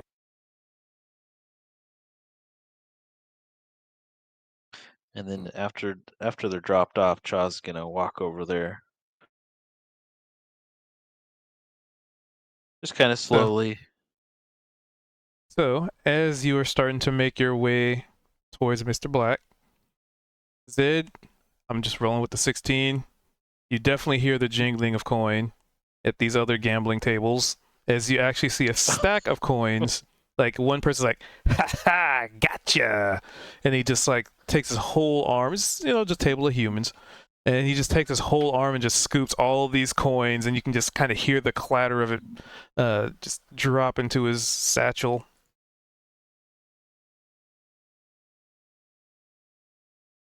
Zed's eyes will definitely shift over, and now he's taking a sip, and he'll peer over at Cha just to kind of keep an eye on what's going on. Cha's looking at him after he hears that, with his eyebrows raised. Then he starts heading back over to the guys. Zed sets his drink down, and he's kind of looking over at the table for a sec, where you might think he's about to get up and walk over there, and then he looks back at Kozik and picks his drink back up, and I'm assuming that they're not very big drinks, but he'll take another swig, and if he's finished with it, then he'll order another one, and kind of sit back and for the time being, he stays put. All right. Cha looks back one more time to see if you're already at the gambling table and sees that you're not. And he's just kind of nods, like with a impressed smile, like for a minute.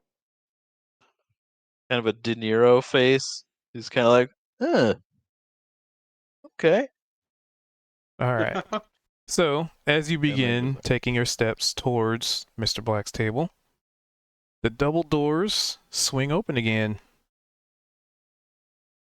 And standing in the doors, obviously is room for one person to come in, but, standing in the doors appears to be 2 fairies clad in armor, which kind of doesn't make sense, but kind of does.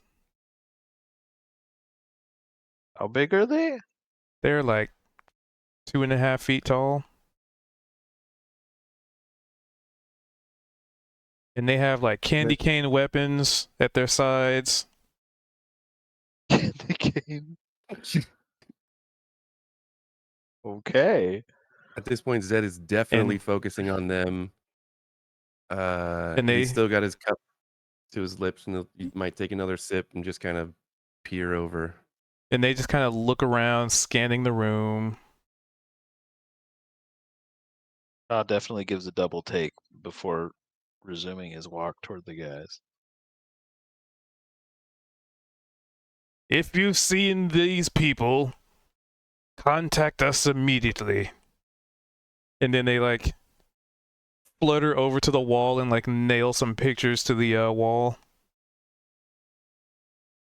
And one of them just kind of spits on the ground.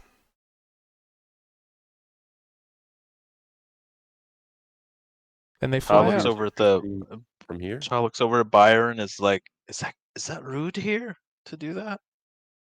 Is that People like a go missing. compliment?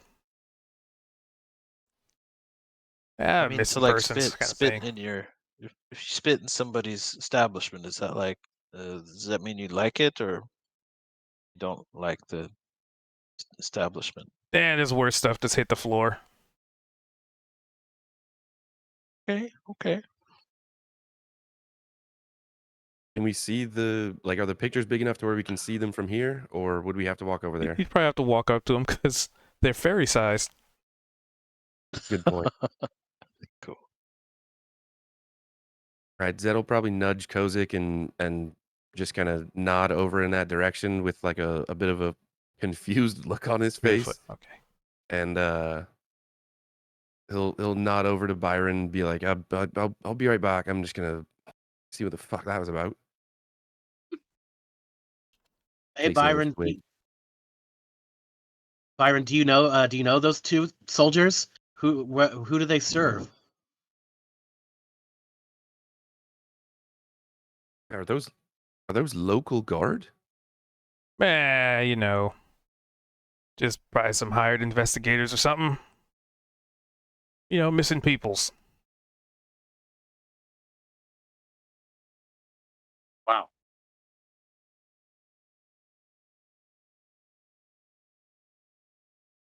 And are the guards still there, or did they just nail it up and walk out?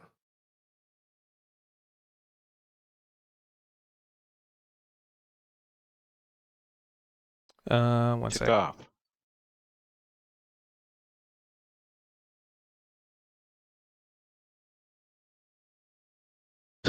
Raoul and Fletcher like having an entire whole other adventure together, aren't they?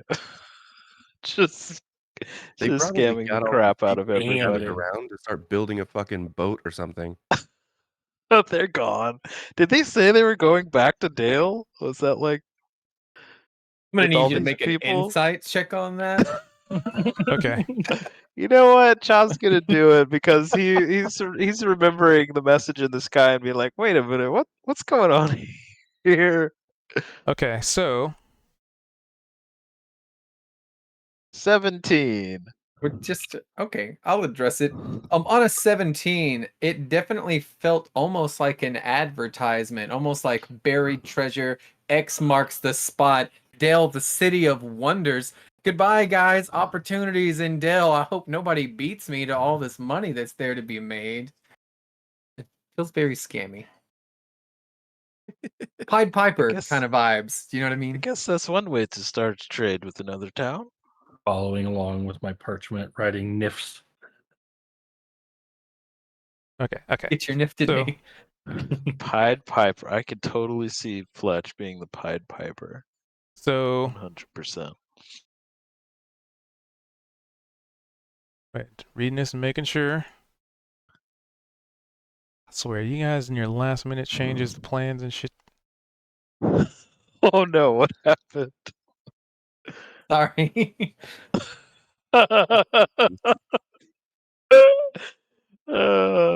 That's the Okay. one of the double-edged sword of creativity. All right. So one of the patrons goes up to it, narrows his eyes. Oh, I've seen those people. And then he sticks his head out the door and calls for the two fairies that just fluttered out. Oi, do I get a reward if I point him out? I mean, you can't really hear their response because they're outside. Oh yeah, Zed's right over kinda- here. Zed's kind of squinting, and his eyes are going to dart back and forth a little bit. He's going to look over at Cozy. He's like, "Those aren't pictures of us, are they?" Because he can't see him from here. I mean, do you walk up to them? Because they're really small. You have to like get up Yeah, close. Zed was going to walk up to him. I guess the other patron saw him first. So yeah, he'll still walk up and look at him real quick. Two Are they individuals that you have no idea who the fuck they are. Okay. But as this guy's like yelling and pointing them out, there's a couple of folks sitting at a table. Zed Oh. kind of has a sigh of relief. He'll look over at Kozik. I don't know if Kozik followed him or if Kozik's still at the bar, but he'll just be like, "Hey, it's not us. We're good." Well, finally, some good luck in our favor. And to that note, Mr. Black and his two guards just kind of stand up and walk out the back door. Oh. Cops, Was that cheese who it it. was? That's who it was on the Nope. pictures? Completely different people. Yeah, he said that I There's- didn't recognize him, and I would have recognized if it was them. Oh. Huh. But so after that, you see the two fairies, or two of them, flutter back in the door with their candy cane swords in hand, and you see them like flutter over to a table where there's maybe like 3 people sitting there, and they kind of cloaked figures, as it were.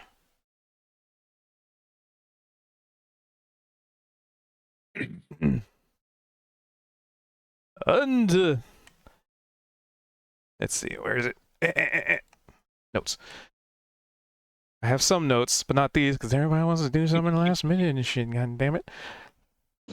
Under the Candy Cane Court's decree, we are to bring you in for questioning upon the disappearance of individuals. And like everybody in the tavern, there's like this nervous air. There's this like everything just kind of falls silent. Some people actually seem like they're really uneasy. There may be a couple people even just sort of uncomfortably shifted and like left.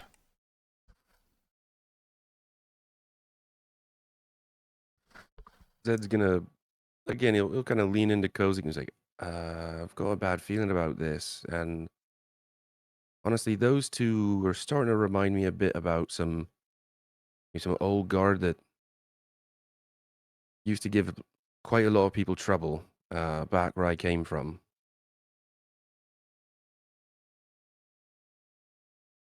And they flutter over to this table. And they have their like little candy cane swords pointed. Come with us.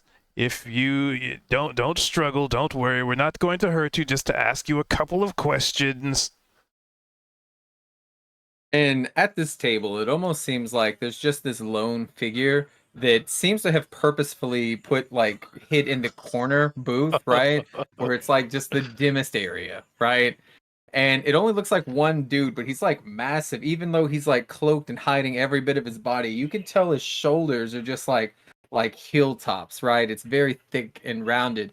And the guards definitely have their attention on that figure, but then their eyes kind of drift to not the bench across from the table, but the table itself. And then out steps this other little figure kind of behind what looks to be like a pitcher that somebody pours from, right? And in this picture is another like little cloaked, maybe 13 inches tall kind of person. He's almost a third the size of these fairy guards, who look quite imposing to them, right? And he pulls back this hood, and there's this little fairy boy, very very skinny, cute little pointed like ears and bright green eyes, and kind of kind of an emo, shaggy black hair, but with like little purple streaks in it, and he's got these butterfly, insectoid kind of like wings behind him. But more than that, he has what's an obvious fake mustache, except this is a fake mustache that has been sized for a human and not a little pixie, right? And so this guy is about 13 inches tall. The mustache is about 6 inches long, and it covers most of his face. And he just says, "Well, I think you there's a misunderstanding here. Y'all got the wrong person. We're just two loyal citizens of the town, just here to celebrate festivities, and we definitely ain't the people you're looking for. But if we see him, we'll let you know." And then give like a cheesy grin. Well, the sooner you come with us, the sooner we can hammer all of this out. Right? Oh, I don't know about hammering nothing out. I'm a pacifist. I don't like violence or nothing. And I can see those weapons there look awful pointy, and I'm just not feeling very comfortable right now. If you could try back in an hour or so, At, that'd probably be all right. at this sign of conversation, the large hooded figure is going to start to shift closer to the edge, stand up.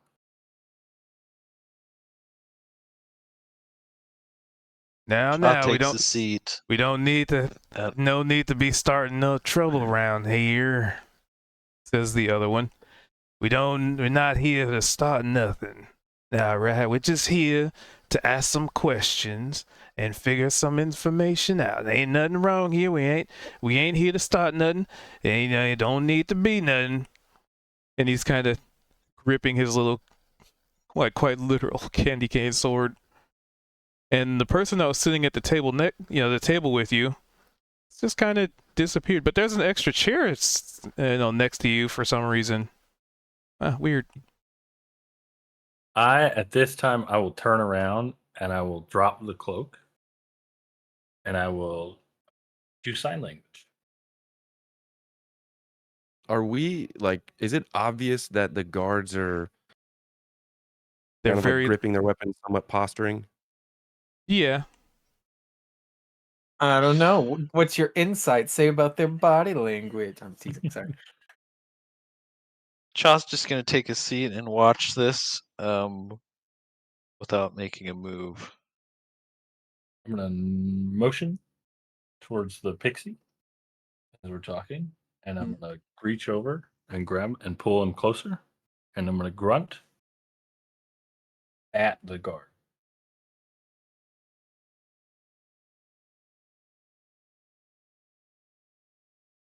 Very parental. Okay. Like they look like they don't want to start a fight, but they also they have weapons. They have equipment. They look like they might be able to defend themselves. But before they could say anything else, just out of nowhere, that chair that was, that odd fourth chair is gone. And then you see that exact same chair get flung against the wall behind you, That and it moment, slams into the wall. I'm going to do this.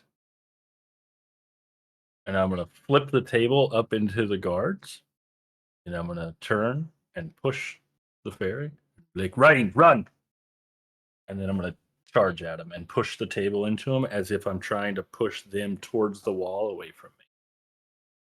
Well, let's see And if they given can beat a that 10. specific task, I'm definitely not going to fly out of here. I'm going to drop down onto these sticky floorboards and just start darting on foot.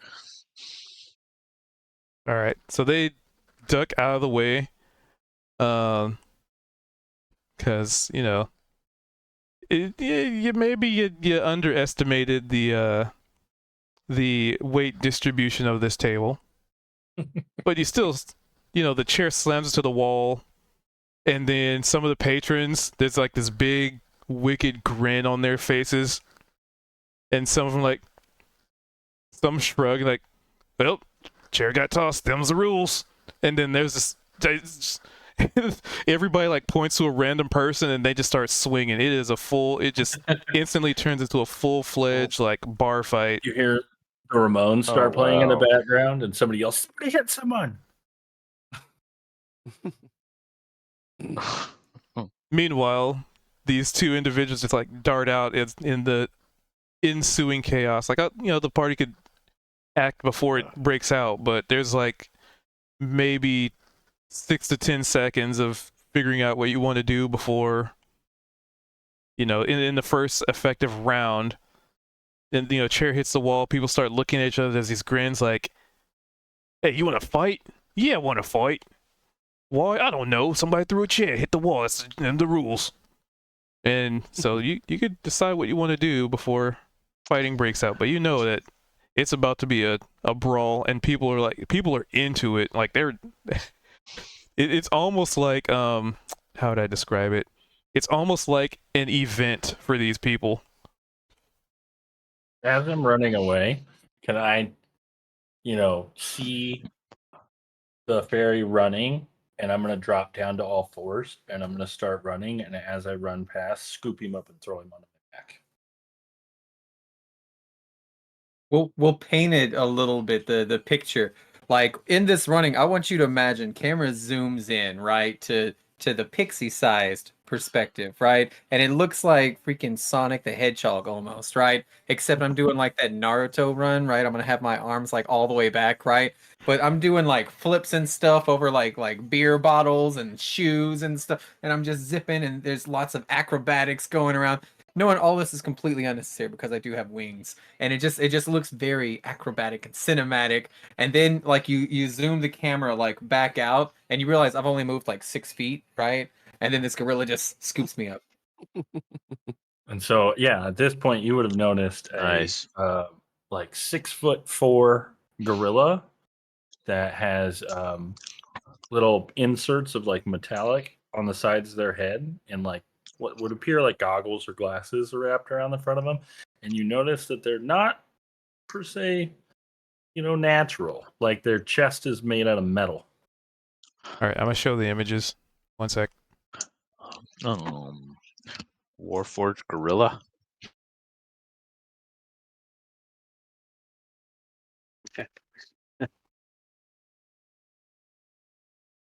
Oh, sweet.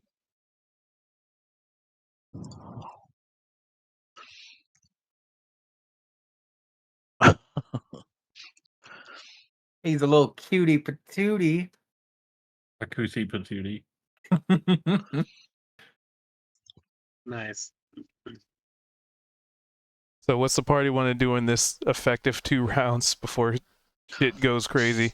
Like, I'd say even in the first round, somebody already started to throw a punch. How far is Cha away from us at this point, I guess? Because we're split up, right? A little bit, at least? I mean, you're all in the tavern. He didn't get too Oh, far right. before Mr. Black and his crew took off. Okay. And then this all started, and he just took a seat and was watching to see where it was going to go. So Cha's going to look back at you guys and then look toward the door where Mr. Black and them went. Be like, do we go after him? Do we just going to kind of put his hands up and be like, what do we do, you guys? Zed's gonna look at Cha and Kozik and he's like, "Hey, it's time to get out of here, regardless." Yeah, because while And- you're figuring that out, there's like one of the random There's- patrons is like pointing at Cha. Oh, Cha's totally ready to fight too. He's like, he pulls out he's not going to pull out his staff, actually. He's just going to get in your classic sort of 1930s boxer position. Zed's gonna just be like, "Hey, chill, come on," and I guess if Kozik's within reach, he'll kind of nudge him a little bit, and Zed's gonna start running out the door that I'm assuming we're closest to, being the front door, and not through all of the fighting. Charles Right, say, Mr. Patchen. thanks for the drinks, Byron. Have a See good you next one. time, Byron. He's already like grabbed Sorry. somebody by the cuff. Byron's already fighting. Chaw's gonna smash a chair over somebody's back before he leaves. Just to Give me complete an the attack scene. roll. You got it. Zed would definitely like high five you as we're running out after that. Oh, for sure. Chaw's got a big grin on his face now. Okay. I pull out my light hammer as we make our way to the exit. I say, the longer we stay in here, I don't think we can win this fight. All right. Yeah, we're So you definitely take one getting of out here. the chairs and just smash it over somebody's head, and it splinters into like a million little pieces. Like it wasn't even a good chair in the first place, or they're just surprisingly sturdy. They build them like this so that this can happen. Yeah. Exactly. Almost Props. like they always have replacement chairs, and they're very cheap and very breakable. Chaw can hear the sort of country western, soundtrack in his head while this is going on. And then he's like, "Yeah!" And then he'll back up kind of reluctantly with his fists up and head out the door with Kozik and Zed. All right. Can we see, like, are they potentially still in like our visual range as we get outside? Yeah, you can see them. We see him running off. All right, You Zed's see gonna suggest the two fairies like try and follow, but they get intercepted by people, and they put their candy cane swords away and just start getting ready to How also far join. away? How far away are we from the tavern? Like as we were escaping, it couldn't be that far, right? Yeah, probably like 20 or 30 feet, because you would have had to run through the tavern Okay, I and then exit. definitely need to exit the gorilla Uber for just a moment, and then I'm just gonna say, hey, I'll be right back. Okay, I almost forgot, and I want to like dart back in. Are there any like open windows or anything? Even if it's just give me like 2 inches, I can get in there. Yeah, there's windows. They're just you can't really see in or out because they're just so old and crusty. Are they a little open? Or are they closed Yeah. shut? Okay, Well, I'm I gonna mean, dip in. actually, Just here, back to the tavern. I mean, let me give you some. yeah, The windows were closed, but somebody just got thrown out of it. Oh, perfect. Yeah, I want to fly through the shattered window and like make my way back to the bar tavern, like the counter where the bartender is, right? And I got this huge backpack behind me, and it's got all my coins because coins are a little bigger to me, right? And I'm gonna pull out like enough for like the damages and stuff, but as hurriedly as I can, and be like, "Oh, sorry about that. I almost forgot to pay our tab." And this is for the window, even though I don't think we did that technically. But I'll see you later. Enjoy the festival, and then I'm just gonna try to fly out. He's already like started punching the guy. That he looks at you, nods, smiles, and then goes back to like smashing this guy's face in. I want to give him like a big cheesy like cartoon grin, and then like it's enough to contour my fake mustache, and I have to like smooth it back down onto my face, and then I'm gone. Chaw's very reluctantly being pulled out of this tavern where he realizes that fights are totally cool here, and he's just wanting to like get into it and start jumping off the walls and smashing things. But he'll be pulled out if you guys insist. So I was gonna say if we step right outside the front and we can still see them running, I think Zed is gonna suggest, hey, what if it looks like they were being sought after and that one fellow was asking for a reward. What if we chase him down and possibly, intercept said reward? Maybe we could find out why all that happened. It's up to you all. Not trying to stick my nose in it, but I mean, as you're posing that question, that fairy that flew back in is like right next to you because you can all move so fast. like if Zed sees you, hey, I know where you go off to? What was that all about? Like fairy or pixie? There's a distinction. sorry. Fairy to the guards. Me, yeah, I'm gonna do one of those like I'm gonna do a little twirl, right? You know how I'm gonna Let me get fly this image. backwards, right? Not paying attention to where I'm going as I'm kind of being addressed, and I'm gonna point to myself and be, me? Are you talking to me? Yeah, all that. What was that business about? Who Oh, were those? it's nothing. It's the autumn court. You know how they get, right? I Oh, never heard of Lord them. Peppermint and them, right? We really probably shouldn't be talking in right outside the tavern like this. I'm just gonna like backstroke away. And this is for sleeping with my wife 2 years ago, you son of a bitch. And then somebody else gets thrown out the window. Ah, I guess we should get out of here if we don't want to end up in the stockade. We'll find some scuffles to get into, Chaw. I'm almost sure of it. Yeah, let's go. No, let's do it. Hey, you want to follow them? What? I'm actually very curious now. I've never seen a gorilla in person, especially one that's got robot bits, and I'm I'm not sure even I've seen a fairy, but that was quite small. My brain's racing with questions right now, honestly. And just to add one more there, as I'm like skedaddling, my lower half, like all my feet, legs, everything from waist down, just to kind of begins to flicker like a firefly, like just on and off. Not like a bright illuminating, not like a flashlight, but just like bioluminescence. Just it's on and then it's off, then it's on, then it's off. Oh, the glowworm.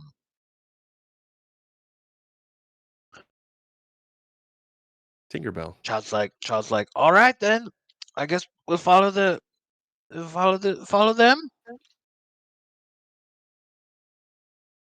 At least for the time being. Let's get out of here. Scuffle, scuffle, scuffle. Okay. Alright, so... I mean, you guys aren't really familiar with the area. So you're just kind of going in a direction. Do we see Elrune? Or do we n- smell Elrune? Is probably Nope. a better question. Yeah, right. Okay. He's gone, huh? Yeah, yeah, you kind of, thinking back on it, the barkeep gave him a different drink than what you guys got. Oh, that's Huh. right. Oh.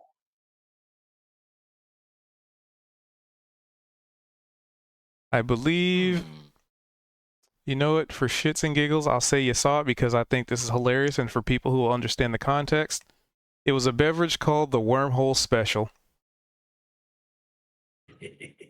Oh no. Okay, yeah. I like it.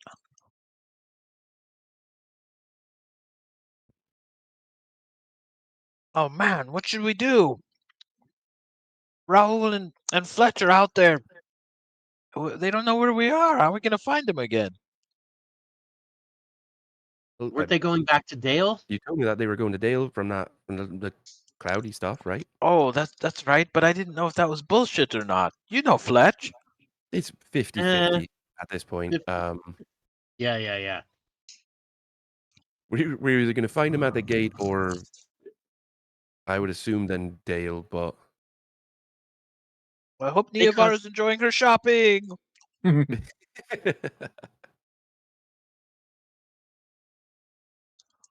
So I guess All the All right, question is how far... after the pixie and the gorilla. All yes, we're right. going Yeah. after them, but Zed is going to suggest, like, kind of as we're moving, we cannot forget about that other tavern, the high scale Right. one. We've got to, okay, we're going to remedy this whole situation. For But sure. And a let's go see- nightclub. and a bathhouse and a nightclub. We've got a to-do list. Yeah, because he said there was 3 of them.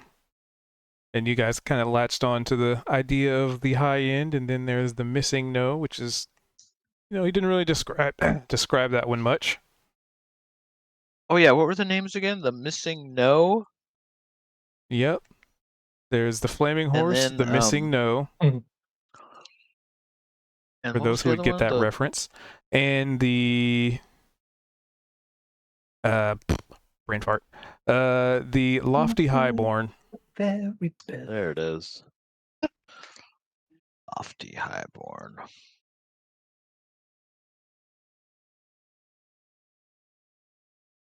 So the question is, how far is that gorilla gonna be running? Like, do you guys come to a stop somewhere? You just run until you get tired? Like where? How far? What's the?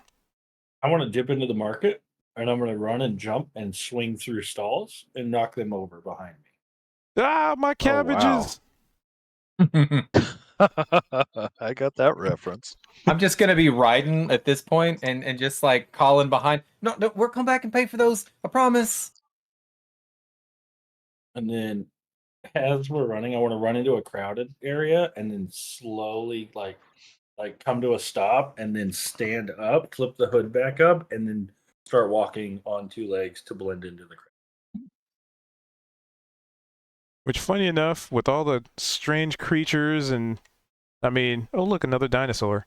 You don't really stand Nice. out.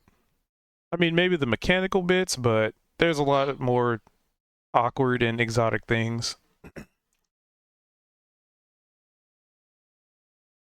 And then yell back to the shopkeeper, I'm very sorry for that. As I'm running away, hurriedly shuffling. Yeah, that was our only harvest this year. I'll run Cabbages! and I'll give them 5 gold. Oh, that solves everything. And he just like throws his 5 hands gold up for and just leaves the cabbages? cart knocked over and leaves. I'll run away. I'll shuffle again. I'll bow and hold my hands out and be like, my apologies, and run away. Like, that's a lot of money for a cabbage vendor. Would we see them would we have caught this whole attempt to Yes. like give the Yep. to I pay was for just their about to say, damages? like, Okay. You saw all that. They're being chased, but they don't seem all. They seem remorseful, at least. They don't seem all that bad. Hey, maybe those candy cane shitheads are little bastards. I Let's got go a bad find out vibe. from them. I got a bad vibe from them. Whenever they walked in, they reminded me of some old creepy guards that used to just berate people back in the town I was from. Kind of taking their power a bit too far. I don't know. I don't want to be presumptuous, Well. but are they? Can we still see the guards too? Like, didn't they get held up? No, you don't see them. Yeah, were they They got chasing? caught in the They're tavern. not chasing them. They're fighting. I know the type, Zed. Let's go see what they're up to anyway.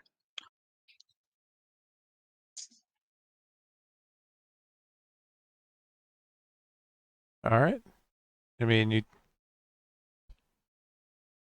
come up to them, I we guess. see them stop. So they're not being chased anymore. They've blended in with the crowd more. We can still see them though.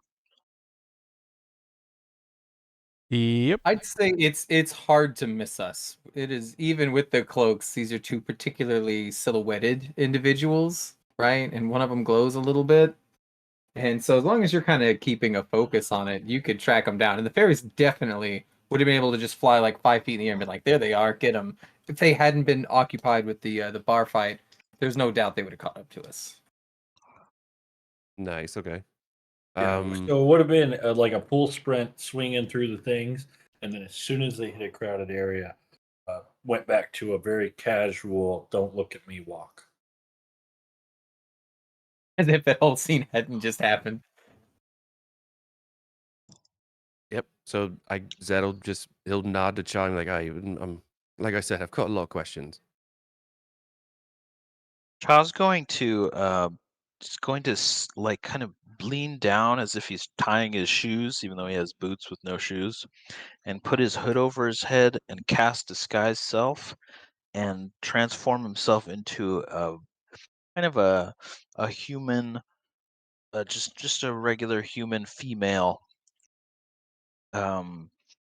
with like green eyes and red hair, and looks a little bit like Tina, but a little different. And then throw his hood back up and stand up, looks slimmer, and starts walking toward the group, and kind of nudges Zed and is like, "Hey, Zed, it's me. I just changed how I look. Okay." Right? Zed'll keep an eye on Cha, but not like walk with Cha, so to be unassuming. He'll kind of pull his collar up a little bit and kind of drop his head down and try to be as unassuming as possible as well, and kind of glance over to Kozik and give a nod, and he'll kind of walk off to the side, still keeping an eye on things, but just kind of seeming like he's off on his own. Yeah, and as you guys are sort of making your way around Zarth, you start seeing like little posters and like signs with little decorations, and they're all like decorated signs and stuff like that. And there's a date for tomorrow, and it says Day of Mirth. Day of Mirth. Myrthe. Oh, creative spelling. I think Zed will preemptively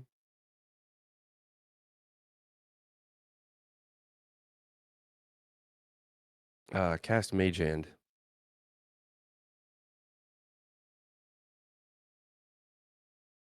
And it's invisible, and he's just kind of having it follow along with him as he's kind of nudging his way through the crowd. Cha's gonna also nudge Kozik and tell him, Kozik, it's me, Cha. Just changed how I look. Oh, well, I'm getting used to all this. Everyone's always changing the way they look. Okay, I recognize your voice. You can change too, can't you? I'm not sure. Not that I'm aware of yet. Oh, sorry. But I can do other things. I know you can. Cha's gonna blend around, just kind of walk up closer to the gorilla figure and the sprite.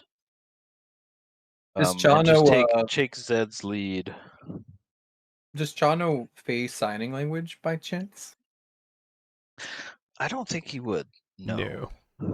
I would definitely be in front of X19, and my hands are like moving, but I'm also kind of like flying with the movements, if that makes sense. Like just a little bit rhythmically to it, using the whole body wings and all. And I'm signing, and what I would be signing to you, Spicy, would be, we have to find a salt vendor. It's an emergency. So I'm gonna like hit my fists together and then almost like a Naruto jutsu back at you. And then I'm gonna nod and then point in the direction that I think I might.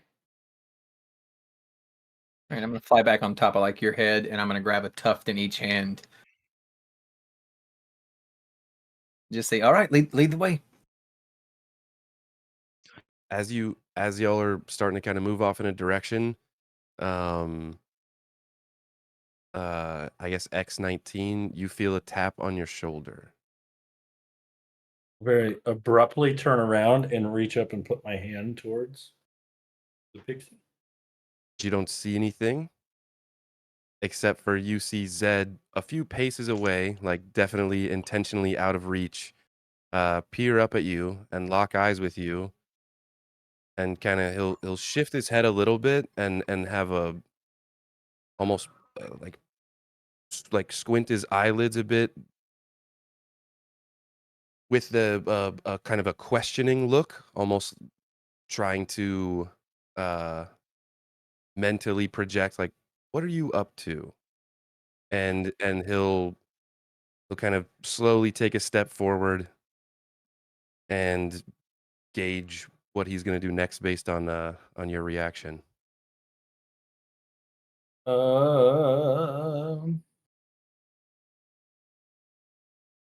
I get the idea that I am being pursued? Well, Let's see what that stealth check gives us. From the pursuers. Um, Or do I just like, like when somebody taps you on the shoulder, but it's the wrong shoulder, and you turn and you look, and you just like, oh, whatever.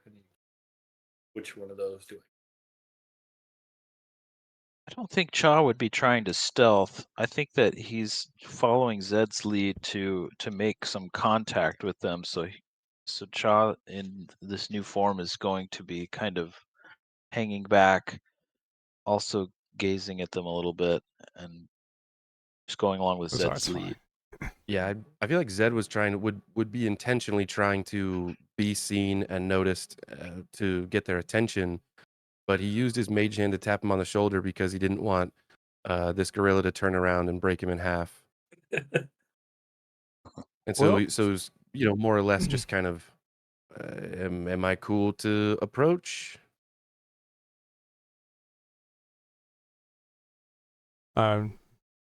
Is he cool to approach? Do I feel like they're following us? I mean, they're clearly following Definitely you. following.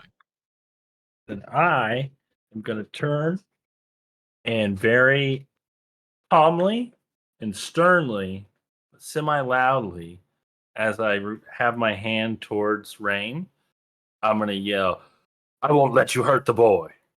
And then I'm going to this and attempt to run and jump through another stall and run away.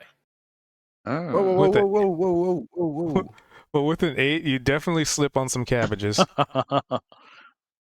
Oh, the cabbages came back to You bite. got me. Hey, big fella, we're not. No, you got the wrong idea. At the most, you just got some questions. I'll stand up, frantically looking side to side, There's very also- nervous. There's also free cabbages We're not now. with them. I said we got some questions. I didn't mean it in the same way that they did. They were obviously after something. We're new here. It was our first time in a tavern, and all of that happened. So obviously, it's just kind of it's a bit jarring. We're here, friendly folks. Just Oh, that trying was to. your first time in a tavern? I'd say that's pretty typical for taverns. Oh no, first time here. First time here, just in. I frequent taverns. That's why we were there. Actually, we had to stop by. And then at you saying that, like, you're, proving non-hostilities, I'm still going to be very cautious. Since you approached me, do you walk up to me? Well, so at this point, I think that's a good question. I think if you fell down and you're kind of Standing laying up, there, but kind of shifty-eyed back and forth, looking nervously is what I would have done when I stood up. Zed'll. Oh, because I was gonna say Zed'll reach out a hand to almost offer to try and help you up. I would take it. Wait, All oh, right. as you're doing that, I would like to fly off of Sherman's head, and I want to extend my hand to that same hand that they're grabbing, and I'm just gonna grab like a hold of the finger and just act like I'm also helping up. I just want to assist in this. Cha's also gonna walk forward and be like, "Hey, we were in the tavern with you," and try to help you up as well. We saw that you had some trouble with those figures. We were just curious if you needed help or what your problem was. I'm gonna lean into both of you then if you approach me. I'm gonna be like, my apologies. I hope you weren't hurt. And then I'm gonna reach out and I'm gonna grab you as if I'm inspecting you for wounds. Oh, okay. Please don't break me. I apology accepted. I've got to ask, and I don't mean to be rude or to project, but are you all in some sort of trouble?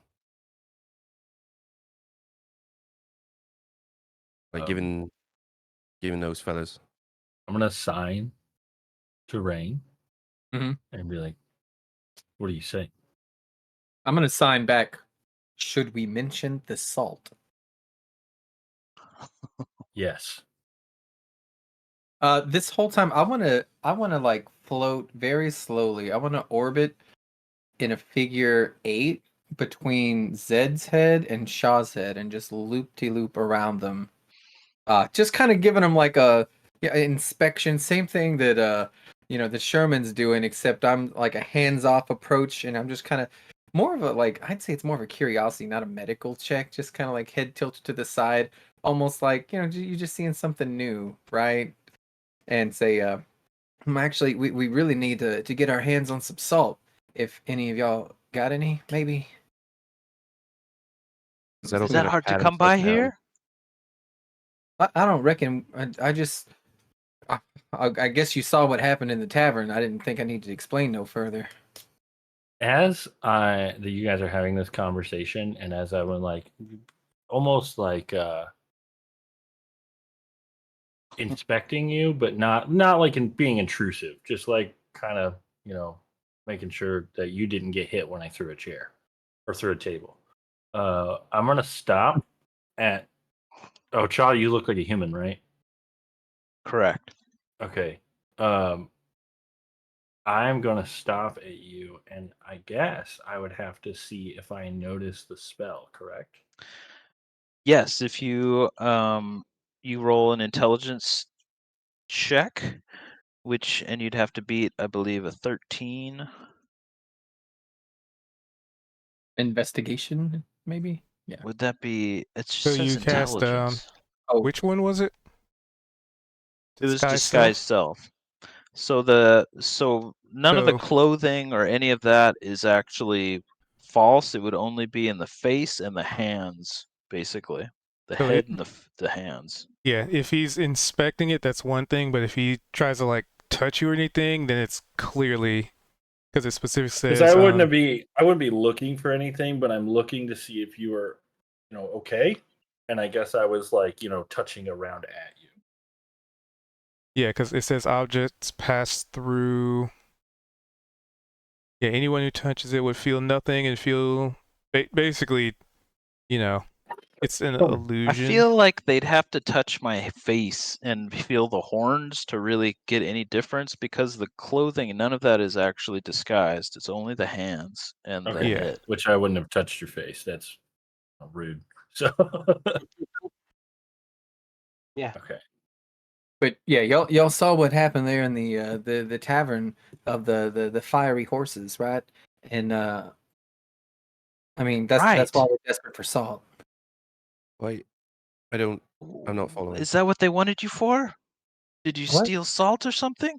What did No, I would those never steal nothing. I don't believe in stealing. What did those fairies want with you? They why were were they making a chasing big you? scene about it. I don't know. I feel like I'm being tricked here if you don't know anything about salt. Y'all ain't from Peppermint Manor, is ya? For Well, no, sure.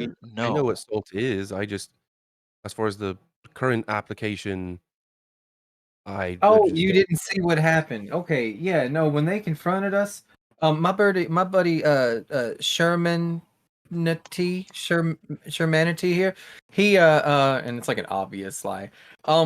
He was he was when he threw the table, the salt just kind of went everywhere, and it's really bad luck. If you spill salt, you have to throw it over your shoulder.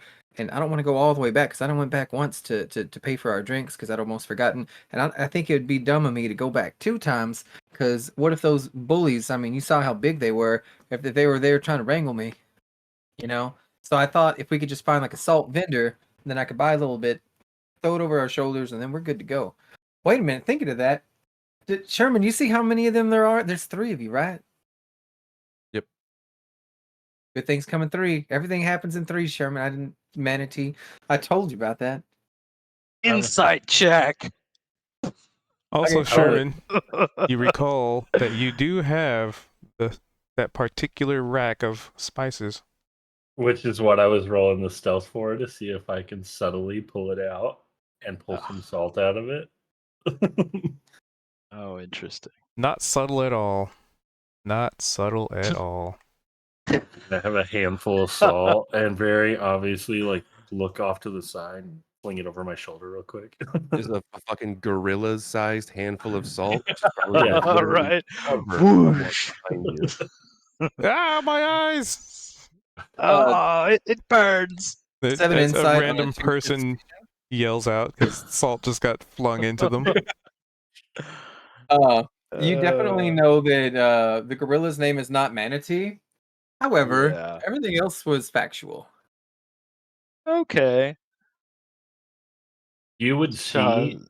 if you're looking at me, you would see a very large X19 branded into his chest. Subtle. Right. Hey, so we'll definitely get the whole salt situation sorted, but we probably shouldn't just be standing here in the middle of town. Well, let's see if should we try and go to We were that trying to go down an lofty. alley and skedaddle, but you followed us. Well, we just wanted to know if you needed some help. Those guys seemed Always. pretty aggressive back there with their candy canes I'll be and honest their with you. posters and I want to stay here for the festivities. I want to see what all they got planned, and that ain't even till tomorrow. And I thought this was outside the reach of the Sealy Court, and so I thought me and Sherman and Chester here was I thought we was gonna be fine, and then because they ain't got no jurisdiction. Oh, But so hear me out, and this might sound a bit off, but it's worked for me before. yes, sir. Not that I've always had people chasing me, literally every step of my whole life. But typically, if someone's after you and then they spot you, and then you get away, they typically think that you've kept running. So if you hold up and actually find a better place to hide, most of the time, my experience, obviously, they go off and keep looking for you, thinking that you obviously didn't stick around. Staying for the festival tomorrow might actually buy us more time than it seems. And I'm sure that based on the tavern we just left, there's got to be places around here that might accept a bit of coin for uh maybe keeping their mouth shut about certain guests. That seems a little Uh, shady though, don't it? Do I think they're being genuine? Insight check. Yeah, that's what I did. That's good. Uh, Go for it. He did 16 against Zed. Oh, I didn't see. Okay, I didn't see you rolled. What am I rolling? Persuasion? I'm not even aw, trying to. cute. No, it's just Oh, how do I mittens. feel about you? Do I feel like you're being honest with me, or do I think I'm being lied to? Oh, I'm Zed's being 100%. Yeah, he's not Okay. lying about anything. So I'm gonna lean into you, and I'm gonna not whisper, but like kind of quietly be like, I'm not a criminal, but we can't give them back to it. As you lean Chaw's in, gonna be like, What's up with the Sealy Court? What do they want with you two?" also like to point out everybody except for Sherman.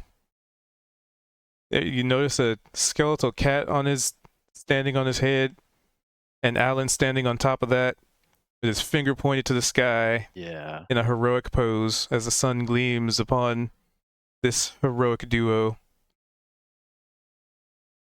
Oh, Alan, mittens, you're just too adorable. But Sherman wouldn't really notice that because, big old hairy gorilla. I'm gonna try to keep my voice down, which is pretty easy for me. Here, it's a stealth check just in case we need. All right, so that's a natural 1 on stealth, and I have +9. That's ridiculous. Oh, I'm classic. the lead Big up to red it. 10. It's pretty easy for me, but I'm just gonna roll into. Wow. So I'm just gonna like get a little bit of a panic, and you're gonna see the bioluminescence kind of start to glow again on the lower half and the legs, and there's a little trail, right, as if it has something to do with like nerves maybe or stress, right? And it just kind of blinks on and off, and then I kind of like draw a little bit of attention from people that way into it's just a flicker. Like if you saw a street light that was kind of flickering, you might your eyes might be drawn that way, and I'm still trying to whisper and just being like, well, we're not exactly like in troubles with the Sealy court, just the Autumn court, right?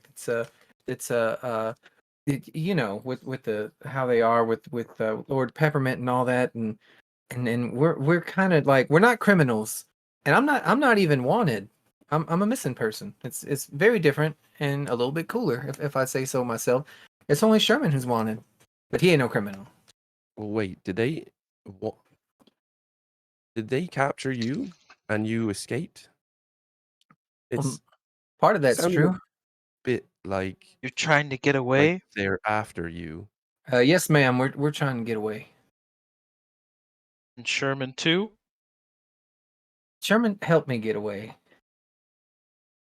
which is So they're illegal. trying to. So the Sealy court is trying to find you and take you back.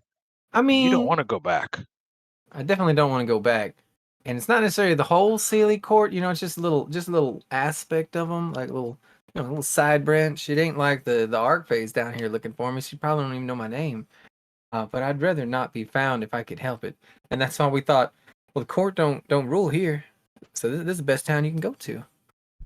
Don't you They think? were walking around like they owned that tavern. I was Well, gonna that's just say, kind did of how Peppermint Tandy's men do it. Candy? I mean, Tandy. Lord Peppermint, I don't know why I would pretend to have familiarity with him.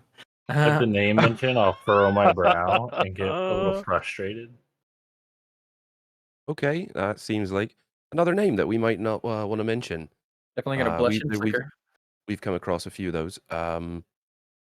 So, what you say? We kind of get out of the street here. That's why I was suggesting, find a nice tavern, get a nice room, maybe, have a rest. It looks like you're stressed, little fella. And We since get you some disguises as well. and since the gorilla's so big, you would see like somebody throwing some salt back over.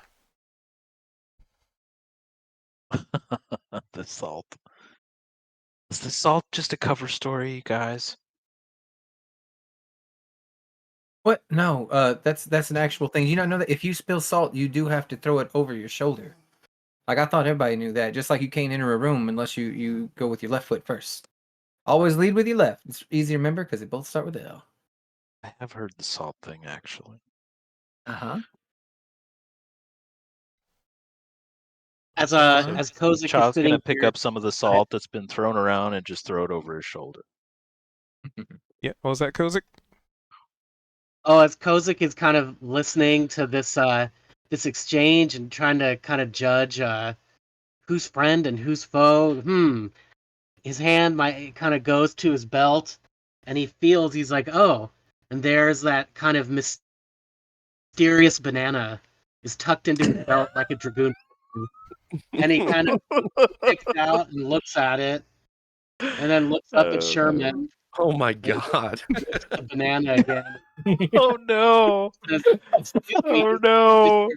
Sherman, I don't know if there's anybody who should maybe have this more than you." And I hand it up to him. I will take it Oh wow! and I will season it with some cinnamon and sugars. And then I will break it in half and hand a piece back to you. Like you just have Oh like my little goodness. components with herbs and spices on you, little pouches. Mm-hmm. Ah, Wow, truly, this is a creature of refinement. He has some style, and I guess I take a bite. oh my God! Here we go. What is Kozik wearing? Kind of just some leather armor with maybe some little embellishments, like makes it a little more fancy. But Could you tell me Yeah. more about the embellishments? gold here and Yeah. piping Oh. at the edges, and I'm wearing kind of a signet ring, maybe on a chain that I try to keep hidden, but maybe it's fallen out. And I don't know. I mean, it used to be a lot nicer, but overall, this travel through different dimensions, it's gotten a little scuffy. But you can't help but notice the quality. Yeah, and I would definitely zoom all the way in, right? Like almost to where like I'm trying to look at my reflection in this bad boy, right? and say, it's a shame. You need to get this thing polished up, don't you think? I could tell you're kind of a higher caste, is what they say. Tier, maybe. Not to be And- disrespectful to nobody else, of course. Good. And noticing this as well, as he hands it to me, I'll lean in and in Dwarvish, when I hand it back to him, I'll be like, a treat worthy of gods and kings. Oh. In a very well-spoken manner. As if you get some semblance of not necessarily nobility, but higher This is society. This is somebody, I'm getting the impression of somebody educated, somebody that, this might be a very intellectual person They're speaking your language, Kozik. compared to this riffraff that we're surrounded by. Hey! I'd like to point out, Not as you. names have been getting revealed, I've been updating the stream. Oh, I'm sorry. I've been real rude up till now. My name, and I'm gonna give y'all my real name on account of if you abuse it, I'll just fly away anyhow. My name is Rain. Used to be Turtleby. That's my maiden name, Rain Turtleby. And I've been going by Rodrigo ever since and I'm gonna peel the mustache a little bit. Understand, if I pull my arms if I stretch them all the way out like horizontal, right? The mustache tip goes from one fingertip to the other. And so I peel it back just a little bit to kind of peek underneath it and be like, this is my disguise. I thought of it as soon as we got to town. It's My active. Discord lagged for a second there. I thought it It's was, after- but they came lickety split right to us, didn't they? Yeah, maybe we should work on that disguise. Hey, Chaw, don't you have some sort of like beard or something like that? Might be able to cover this little fella up completely. Oh no, the merkin. I Oh, think no. that's Also- for a different purpose. It's added I to still the never mustache. really- I think it might. Yeah. I still never really understood how that thing worked. Riff raff comment. Zed is just gonna kind of nod and smile. Shaw does feel a little flustered at that statement from Kozik, having come from nobility himself. In a sudden shift of tone, when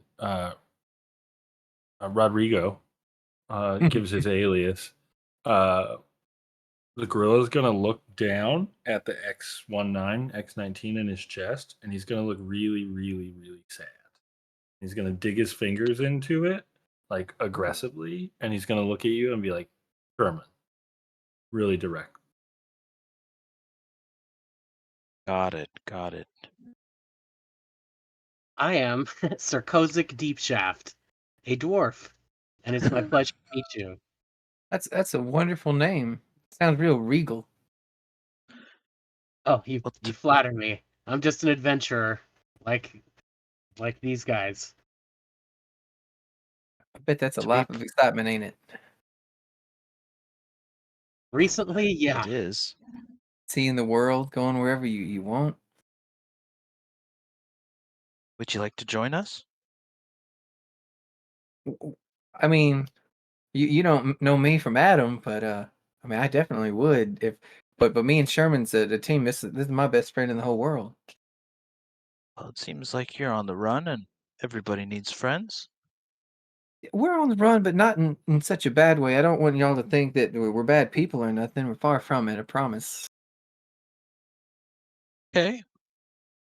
Well, to be perfectly honest, Rain and Shaw looks at the X19 and looks back into the eyes of the gorilla, who seems definitely perturbed by it. Says, Sherman, I'm disguised right now, and this isn't how I look or sound. And I didn't want to share anything while we're out here in public, but I'll give you my fake name right now and tell you my real one and show you my real self later. My fake name right now is Velmina. Velmina, that kind of sounds like you solve mysteries for a living, don't it? Well, here and there. I think it's a great name and it fits. And every time I look in those big green eyes, I'm gonna think Vilmina. Thanks. Nice to meet you both. Where were you headed to? Where would you like to go next? Oh, well, I don't know about Sherman. Kind of was leading the way a little bit. I was just along for the ride. That's literally and figuratively. I don't know if you notice. I can just kind of nestle right on in. You could take a nap and you'd just be going for hours. It's like he's part machine or something. And then I'm just gonna give a grin at like Sherman. Looks pretty cozy. I'm gonna I'm gonna shake your hand if you get that reference. I'm gonna shake Shaw's hand. Shaw shakes. Mr. Sherman, I believe proper etiquette's inside the courts, if and you want it, since this is a lady and all. If she extends it, I think you got a kiss in between where the middle fingers are. Shaw holds the hand up for that to Nice. be done, and kind of smiles coyly.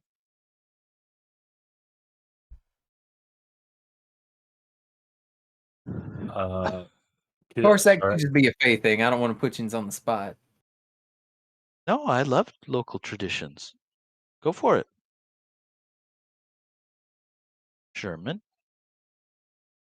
Give me just 1 second. I'm looking for something and I'm not finding it, so I'm distracted. 1 second. Zed's gonna hold his hand up too, just kind of slowly out next to Shaw's. Nice. Not to be rude, by the way. My name's Zed. Also, not to interject because this is a very, very sweet moment here, but a bit of a question about those guards. Hypothetically, let's say we run into them again and they don't want to back down. What sort of trouble might we get in if we had to defend ourselves? Oh, y'all shouldn't get into to such troubles on our account because then I'd No, feel real no, guilty. of course it's, but what if I've been in situations before where it's kind of like guilty by association a little bit, and they might not really want us to walk away. I'm just speculating if we have to maybe knock those two fellas out, and go on. I don't believe that it's that big of a crime here. That's like if I was, if I was a city guard, but I went halfway across the world and somebody punched me, they ain't really attacking an official, because that's outside my jurisdiction. So I don't think you could get in any more trouble than what you would if it was just some average Joe that you punched on the side of the street, which still is assault. You'd probably be locked up in jail. However, I don't think they'll see it that way on account of you know how the August court is, right? The autumn rather. Um but Tandy would definitely want to bring y'all in front of the manor, and he's kind of the judge, jury, and executioner there. So I think maybe if I put in a good word, this is just hypothetically speaking, if we was all captured kind of together, maybe I could get y'all away with it and you'd be fine. But I can't like guarantee that. Right, so again, hypothetical. Um, So this isn't their jurisdiction. They don't have any actual pull in the city. No, that's what the festival's about, right? They're it's liberation. They're independent from the court. Ah.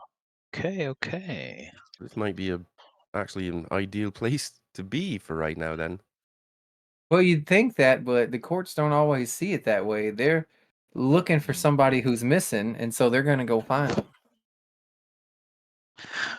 We need to I work guess on we'd that best just stay disguise. missing then. We Yeah, really need and to work on your disguises. I I'm gonna definitely like agree with that, Carl. I want to roll. I'm gonna peel the mustache off, and you can hear like the as it's like pulling at my lips and stuff as I'm pulling it off, and half my head goes with it, And then I'm gonna roll it up like a yoga mat and tuck it under my arm. Okay, that's a start. How about we just get you a couple of cloaks for the moment? We're right here in a bazaar. Well, sir, we was wearing cloaks, and I'm gonna put my hooded cloak back on top. They Well, there just you go. there's spell Does, works does that Sherman can have identify. a cloak? Yeah, he does. All right, I can't find what I'm gonna find, but I will do the thing. As we Chaw's still holding his hand up, waiting we're for still the waiting. kiss. I'm sorry, I was a bit Long was distracted. What that? am I doing? You're giving a formal kiss in between two particular knuckles on Chaw and Zed's Rain extended suggested hands. the Fey etiquette of kissing the hand that's presented to the lady. Oh, okay. I will curtsy and do it. Oh, what a distinguished gentleman! Thank And you. then after that, as I Zed will stand kind of back shake up, his hand a little bit. Chaw's gonna turn and take Zed's hand and do the same thing. Do the curtsy and the kiss. Oh, Be like, there. Zed's gonna blush a little bit. Oh, Zed. Anyway, But- sorry. I'm gonna put both my hands like behind my head and grin and just be like, it just feels like I'm back home again, but in a good way, you know. Yeah, good memories of home. Uh-huh. So, Sherman, you were gonna do something? as I stand up, I get the notion that we're gonna start moving away from here. I'm gonna whistle really loudly, and I'm gonna hold my hand up in the air and snap my fingers. And doing at the step? that, Oh. you, Oh, I didn't go through. you will see the what appears to be forged plates. This it looks like a cane corso dog if you've ever seen it. Giant Ooh. mastiff that's made out of forged plate with this like opulent like cobalt and like bluish gold accents around it and patterning across it, like almost like a tribal-esque appearance. And it's gonna have like gem-like eyes on it, and it's gonna run up to me. Oh, who's this? This is our traveling companion. Well, what's their name? Chaw bends down and starts scritching it under its metallic jaw. I don't have a picture exactly. That's what I was looking for. But have you played Dragon Age or Dragon Age Origins? Yeah. Think Mabari Warhounds. Mhm. And I haven't thought of a name yet, so I'm gonna have to think on that for a second. Gizmo. No. That works. Y'all know that's for good me. luck, right? That 100% works for me. Did you hear that sound? That's good luck. I think we're destined to be together. Maybe. I don't want to read so much into it. We barely have known you for 10 minutes here, but I believe in signs, you know, and here in the Feywild, when you hear a snapping kind of sound, even if it's a branch snapping in half, that means good luck's coming your way. We love making new friends. Speaking of good luck, Zed's gonna kind of put his hand out, palm up. Can I see your hand, like your palm, like this? Mine or his? Either. I'll put my hand out there. It's very tiny. I don't have good eyes anymore. He's gonna bring his palm up to where your palm's like very close, and he's gonna kind of interesting, all right? Gonna tap on your palm with like one of his fingers and kind of scratch his chin a little bit, and it's very inquisitive. And he's like, nope, can't read shit. I saw someone do this once, and apparently you can get something from it. But anyway, Working on your Zed, palm you're a reading? palm reader. you got I'm nice gonna- hands. I'm gonna hold out a massive Nick, yeah, hand lotion. and be like, "Do me next." Okay. He's gonna do literally the exact same thing that he just did. At like, verbatim, same motions, everything. Yes, all right, I see. Fuck, still nothing. I don't know how people do this. I'll work on it, I promise. Yeah, I tell you what. If do you lotion your hands regularly? He'll kind of hold his hands up. Does seawater count? No, not even a little bit. I got Oh, one of these little. It's real fancy. It cost about 45 gold, right? I'm not saying that in a bragging way. I'm sorry if it came out that way, but it's about 8 ounces, and I use it every day. It's lasted about 3 years now. I Lotion. believe you might be able to fit inside that bottle. Well, yeah, that's why it's so. That's why I've been using it so long. You just get your little dollop out and you just rub it around, and then you can do your forearms and your face, and it's like a hand and body kind of lotion. Smells real good. That's why I got that honeysuckle kind of. Usually, I smell like fresh rain. That's why my mama named me that. But Aw. yeah, no, I like the little honeysuckle. Like it adds to it, right? Can I try some of that? I'm gonna pull out like my backpack, right, and then, like you just see this little 8 ounce bottle of lotion. It's mostly gone at this point.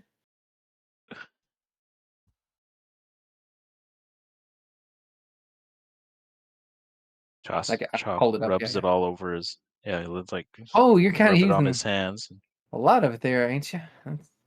Oh That's no, no, fine. This is he'll fine. wait. He'll wait for you to squeeze out at what you think is workable. A Oh, okay. pixie-sized dot. Gonna I'm be gonna like, give you yeah, a Yeah. pixie. Yes, do it. enough for like a fingernail. It's just a drop. Chaw's dabbing it, and then just kind of like kind of like Don't forget your ears. perfume or something. Just doing it. Yeah, just a little dab here and there under the You'd be chin and surprised behind who the likes ears. to behind your ears. Some people like to nibble. You got to give them a little something, right? That's for sure. Chaw looks at Zed. That's just gonna kind of shrug. So why was y'all in town besides bar crawling there? Oh, that's a story. We're basically We'll probably do Go the, ahead.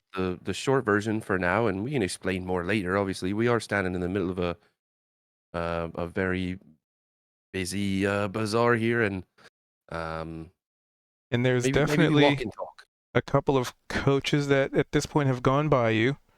Open top. A couple of them will be open top, but basically like just big wagons carrying what look like decorations, signs. Some of it's there's some barrels here and there, like some stuff that's probably sealed, but for the most part, you get the feeling that at least at this point in the day, there's a lot of people moving about, setting up decorations. There's like decorations being moved, stuff that can't really be carried.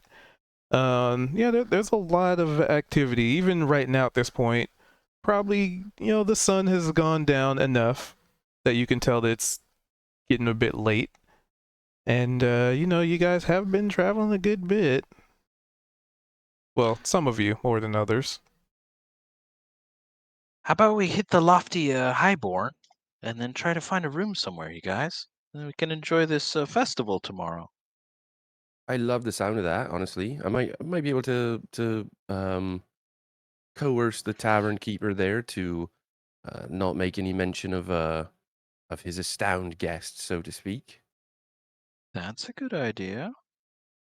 Isn't that a bit shady though? Don't you think we should be on the up and up? Well, not while you're being hunted by someone who wants to take you away, right? It never hurts to be polite. Maybe we could just tell them that we got people looking for us, so we don't want them to find us, and we'd appreciate it if they just said nothing, but ask them not to lie.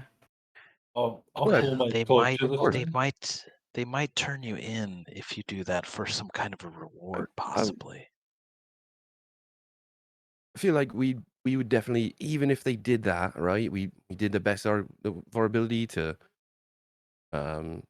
not coerce them against their will, but befriend them and like maybe gain their trust and have a bit of a um safe place to lie low.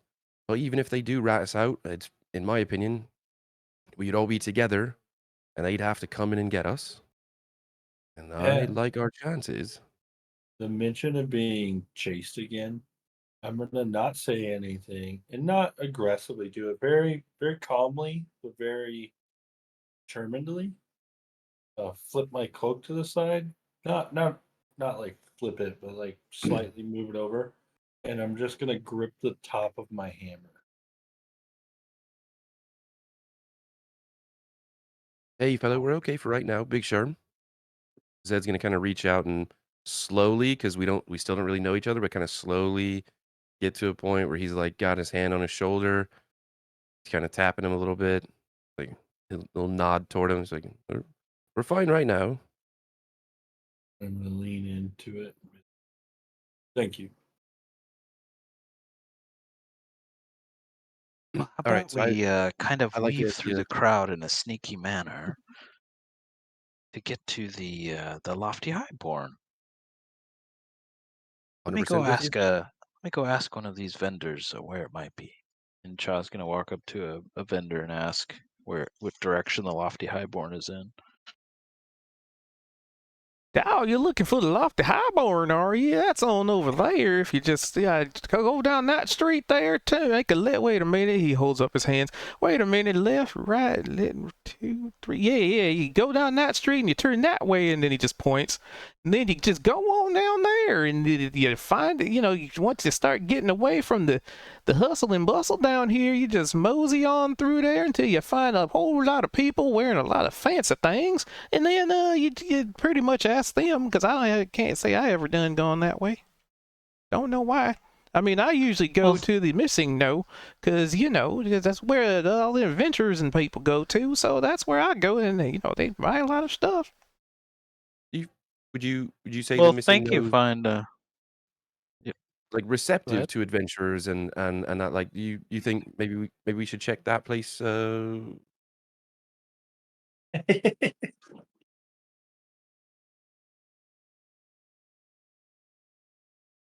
you asking a vendor? Or? Yeah, vendor. Oh, yeah, because not too far from there is the adventurers, what you call them, Adventurand, I can't read too good, the place with the people who don't do the fancy stuff end up going a lot. If you're looking for work or something, there's lots of stuff out here that needs hunting and a lot of things out here that needs gathering. I mean, you can't really miss the adventurers hut, house, building, All right. place of work. I appreciate that, sir. Zed's gonna kind of turn and almost kind of pose like, well, which one do y'all think we should go to? I feel like the adventurer's place might be a place to lay low. However, if you're looking for someone and you're willing to hire out other people to help you look, you would also be going to most likely the adventurer's tavern, so to speak. So it's either a great place to go or probably not the best place to go. About we try getting a room before we go anywhere else. Then we I can was go thinking out. either like we pick either one of these places to get a room at. To your point. Oh, gotcha. I wonder if they'll have rooms at this adventurer's hut. If we need to sign up with them or take contracts or something. Well, I tell you what, let's go to Lofty Place. We were deciding that was one of the spots we wanted to hit anyway. We'll try and get a room, and then maybe during the festival we can pop into the adventurer's place and just give it a look. Yeah. Our friends can lay low in the room while we do that, and just in case they may be in danger there. While you guys are talking, I'm gonna look at Rain. In a bit of a sigh of relief, I'm gonna, in my sign language, be like, "I think this will be all right."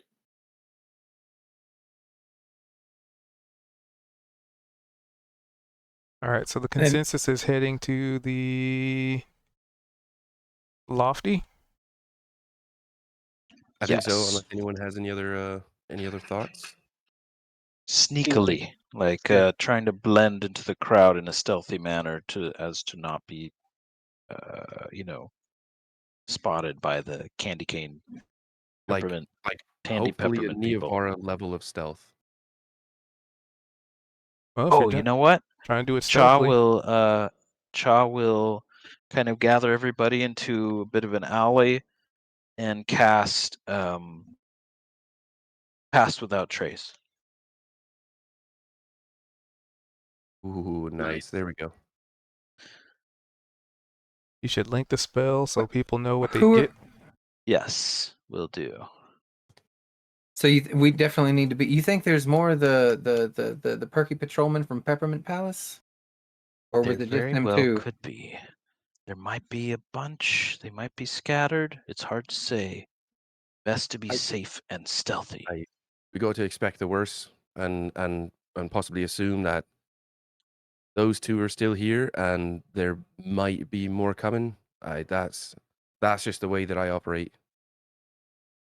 We're gonna have to hide. Then I'm gonna go ahead and cast invisibility on myself and just ink out of existence. Oh, there you Nice. go.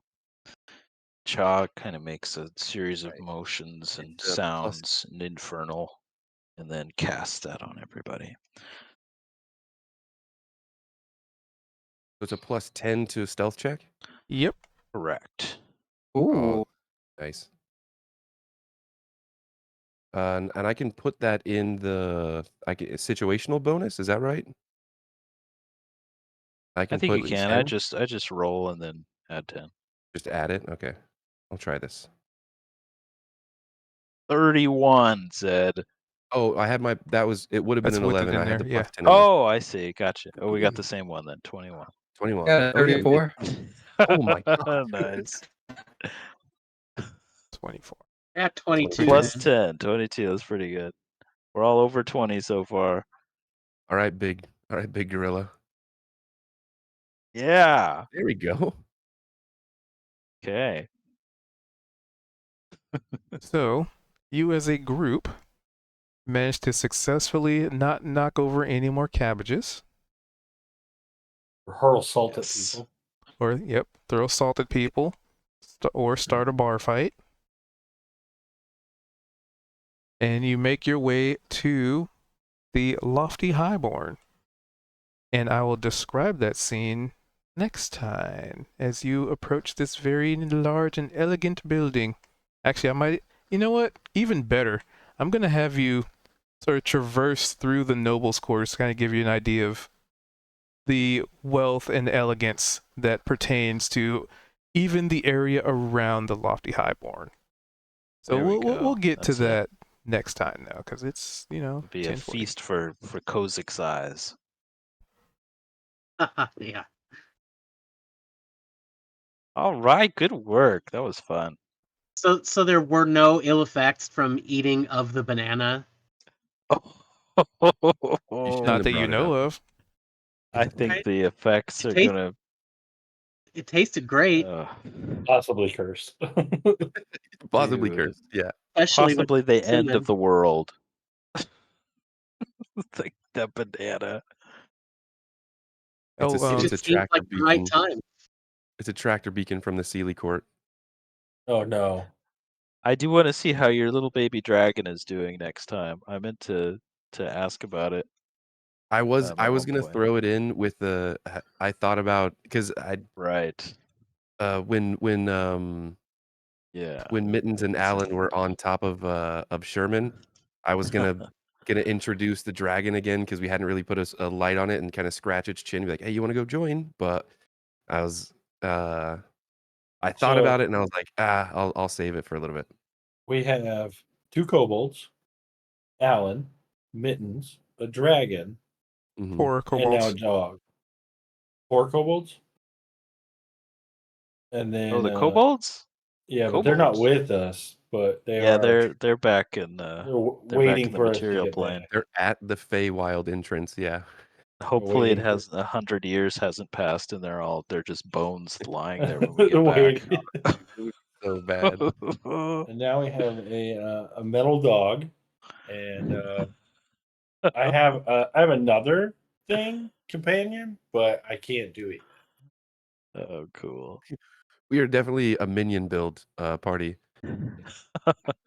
Or feel you like the collect them, way but you're they do just nothing. You know how you see like those sad stories about like an owner who passed away and the dog like still sits on the porch like waiting for him to come home, right? I feel like Aw. that's your kobold friends right now, waiting for you, right? And people are like, "Come on, buddy, Aw. don't you want to go somewhere fun? You know, you want a treat or something?" And those kobolds are just Aw. insistent; they're waiting on you. Or they're long gone That because they was were very food motivated. yeah, Yeah. out of character. Cha. That was why Cha only had one. You know, what do you call it? Rations left to give to you to Fletch, because he gave all of them to the kobolds before they entered the Feywild. There Yep. you go, Goose. That dog's name is Hachiko, Hachiko, yeah, I saw that. and he has a Richard statue Gere. made for him and a Tokyo train station because he waited for Aw. like Yeah, he waited Yeah. for like multiple years. yeah, his whole life Damn. after his owner died. There's a good movie about it. All right, I would like to use my inspiration on that last. I'm just kidding. I was gonna say, Yeah. shut up. God damn it. I don't think I A rolled little bit well of enough. Fletch back in there. Like, I want to re-roll this 34. Yeah. No, okay. So for me, Fletch was an NPC basically, right? Because I was like, oh, I want to make a dirty pirate character because I thought I was only gonna be here for a week or two, right? And then that did come to me kind of tapping away at the integrity of the character a little bit to kind of make them not an NPC but a PC instead. Because it's like, yeah, but if you got like 13 people in your party, imagine, do you know what I mean? Why would you ditch all them for, you know, these strangers that you just met? Even though they did save me, right? It was still a little bit of like, I'm kind of like shoehorning myself in there, and it's not as seamless as I would have liked it to be. And so I just went ahead and made I took the opportunity here to make a creature born of the Feywild that kind of has a little ties to everybody. I don't know if you noticed little tiny bits. Like it's a Oh, little yeah. noble fairy who's good-hearted, and you don't know it yet, but I practice martial arts, ka-chow, and I don't know. I think it'll be fun. That's great. Yeah, I think your Fletch character kind of completed their current arc. Yeah. So they could come back in later. Like I love the Yeah, they're not giant dead. pyramid scheme you created Yeah. with Raoul. And is that the case with Raoul? You felt like that too? I Like just you were I never pledged out the character, so when I started in, it was a kind of spur of the moment. Cube texted me like a day or two beforehand. It was like, "Hey, Gerard dropped out. Do you want to fill the spot?" And I jumped in. And the reason why his name was Raoul and he didn't have any amnesia is because I, thought of the character while you were introducing him. And then over the next couple of weeks, we added more and we added more, but it just I never felt like secure enough in the background stories or any of that. It was just cliff notes kind of thing, and it was a lot of flying by the seat of my pants, and I wanted to take the opportunity to really deep dive into a background that was fleshed out and the character that's personality was fleshed out and how they would act in certain situations instead of it all being kind of up in the air and using the excuse of amnesia because I didn't write anything out. It was all, it was the character entirely was improv.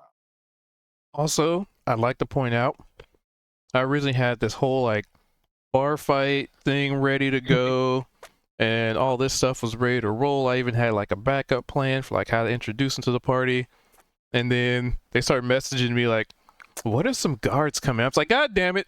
I've been pestering that them was all week Zed's to get fault. the intro.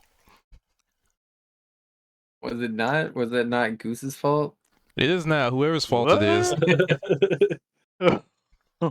And I wanted to flip a table and run away.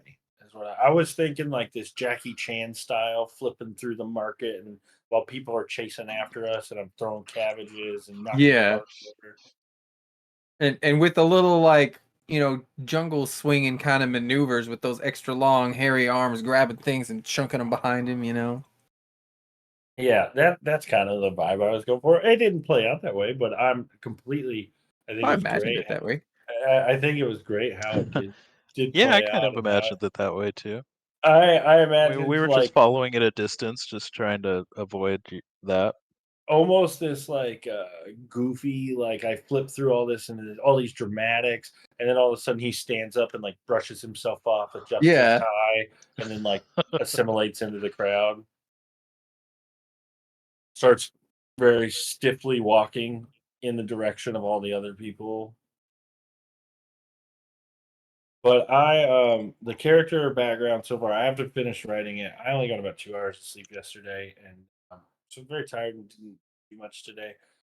But more or less, it's a gorilla who is a helpless individual that was experimented on and became, Warforged stat block. But he was experimented on, and No, don't has tell us. Don't tell us. Don't tell us. Let it come out later.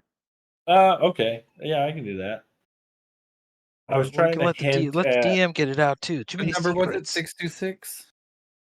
626 is Stitch. Oh, get 19. Yeah, there you go. Yeah, 19. But that's why I'm, dropping hints of it, like the branding stuff like that is. But yeah, I can wait and let it all come out. But I haven't written things yet, so I don't know details. Nice. I got too many details. I've already written fan fiction. Cool. But yeah, And I'm glad Chop finally got to use some disguised self. He hasn't really done it yet. He hasn't felt any need.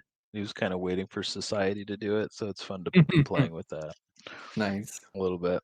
I figured with the switch that max to rain is also a good opportunity for me to kind of change things up a bit. Now I wanted to play an artificer because I'd never done it before. I didn't really know how to play it, and yeah, I kind of see Raoul's like a prologue, right? Like a tutorial. Figured out how to play it, and it gave me a chance to re-roll a character that was better rolled, if that makes sense. Sure. Like I had all these artificer abilities with Raoul, and that was his like main focus with like spell casting and like creating things. But all of my stats were almost counterintuitive to it. And this character is a bit more mechanically suited to play that role. No pun intended. Cool. I got head off to bed. Have a great week, you guys. That was awesome. Thank you. Thanks for the role play. Yeah. Oh yeah. We'll see you later. Bye. I'm gonna go to Take care. bed Night. very, very, very soon. You better this Soon as, time. soon as Yeah. Spicy dips, we'll start talking trash. Oh wow! I'm so tired that I was struggling real hard. I fell asleep on my chair for the first like 15-20 minutes while we were talking. I think you guys were up until the uh, when I did the NFT thing. I was like nodding hard, and but I was trying to play this like parental protector kind of thing with based off of Rain's background story, which I won't give details of. Um, but I hope I wasn't over the top or come off cringy or anything because I'm struggling real hard to even stay focused right now. So I'm hoping that I did all right with it based on like what we were talking about yesterday, Goose. I'm really hoping that I did it justice. I think so, and I think it's like we have an interesting situation that we can kind of roll with. I think there's a lot of substance to it. Well, we have a side Looking forward. quest. We have a very large side quest about to happen We do? to get my blacksmithing tools. Oh yeah, I forgot about that too. Oh my god. We didn't put blacksmithing tools in the character when I rolled it up, and that's like the main thing he needs for all of his spells and feats. So I told Cube, I was like, I don't want you to just give them to me. I don't want to take advantage of it. And I was like, but what if we go to a blacksmith? And he's like, well, I can't get you your tools unless you go get this rare resource from this faraway mountain, and you got to fight a dragon for it. Go to this ancient dwarven forge. And like, I made this big, like, long-winded what I need to do to get this just simple 10 gold blacksmith. I also think it would be cool, or it could be, to like have an RP reason why you potentially got rid of them. Like you had to use them to escape in some way or something like that. I mean, I I also did don't change want it my to mind be on. one of those things where you can't do anything with the class that you rolled up either. Well, I technically can because the Dungeoneering pack gave me a hammer and a crowbar, and it says artificers just need a tool of any kind to use as their spell focus. So I could use the hammer or the crowbar or anything like for continuity's sake to cast. But the Steel Defender outright says if it dies or goes down or anything like that, you have to have Smith's tools to be able to roll with the Smith tools to repair and remake it. So all of the battlesmith subclass all requires having Smith tools. But the artificer itself, spellcasting, I can use the hammer that came with the dungeoneering pack. The other one though is the right tool for the job. It explicitly states that it takes either thieves' tools or any artisan tools. And then what if you have those, you can magically manifest any other tool you need.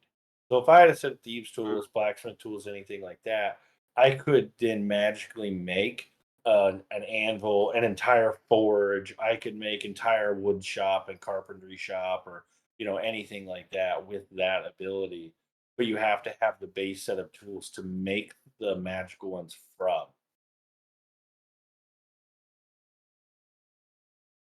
So if when that's one of the reasons why I wanted to level up into Artificer further, because now if we're traveling, anything that goes wrong, if anything breaks, get damaged, anything like that, you have an actual mobile entire craftsman shop with that spell.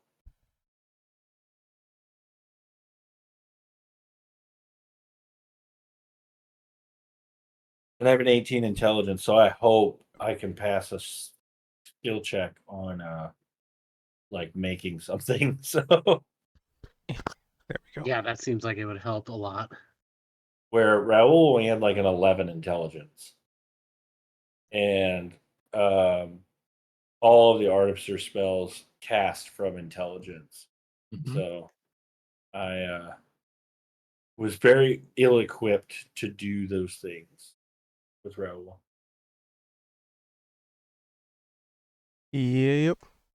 Give me a second. I gotta wrap up stream so video doesn't get too crazy long for YouTubes. Okay. Yeah.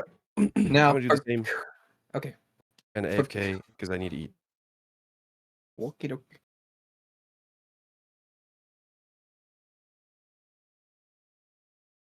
All right.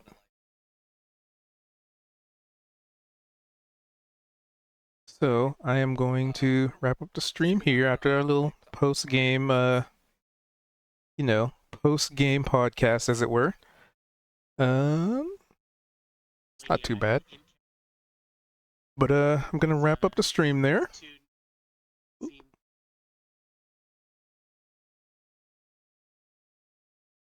So with that, I hope you guys have a good morning, evening, or whatever's in between for you. And yeah, we'll be back streaming tomorrow probably. It's Wednesday. Yep, might be some mech warrior tomorrow. If we can get everybody in and ready to roll and blow up some mechs. We started a new modded game, so that'll be fun. For those of yous on the tubes, we do this every Tuesday from about 7 or 7:30. Trying to get it back to 7 Pacific. And usually I start my stream otherwise at about 6 o'clock. So yeah. Come on by if you're on the YouTubes. Say hello.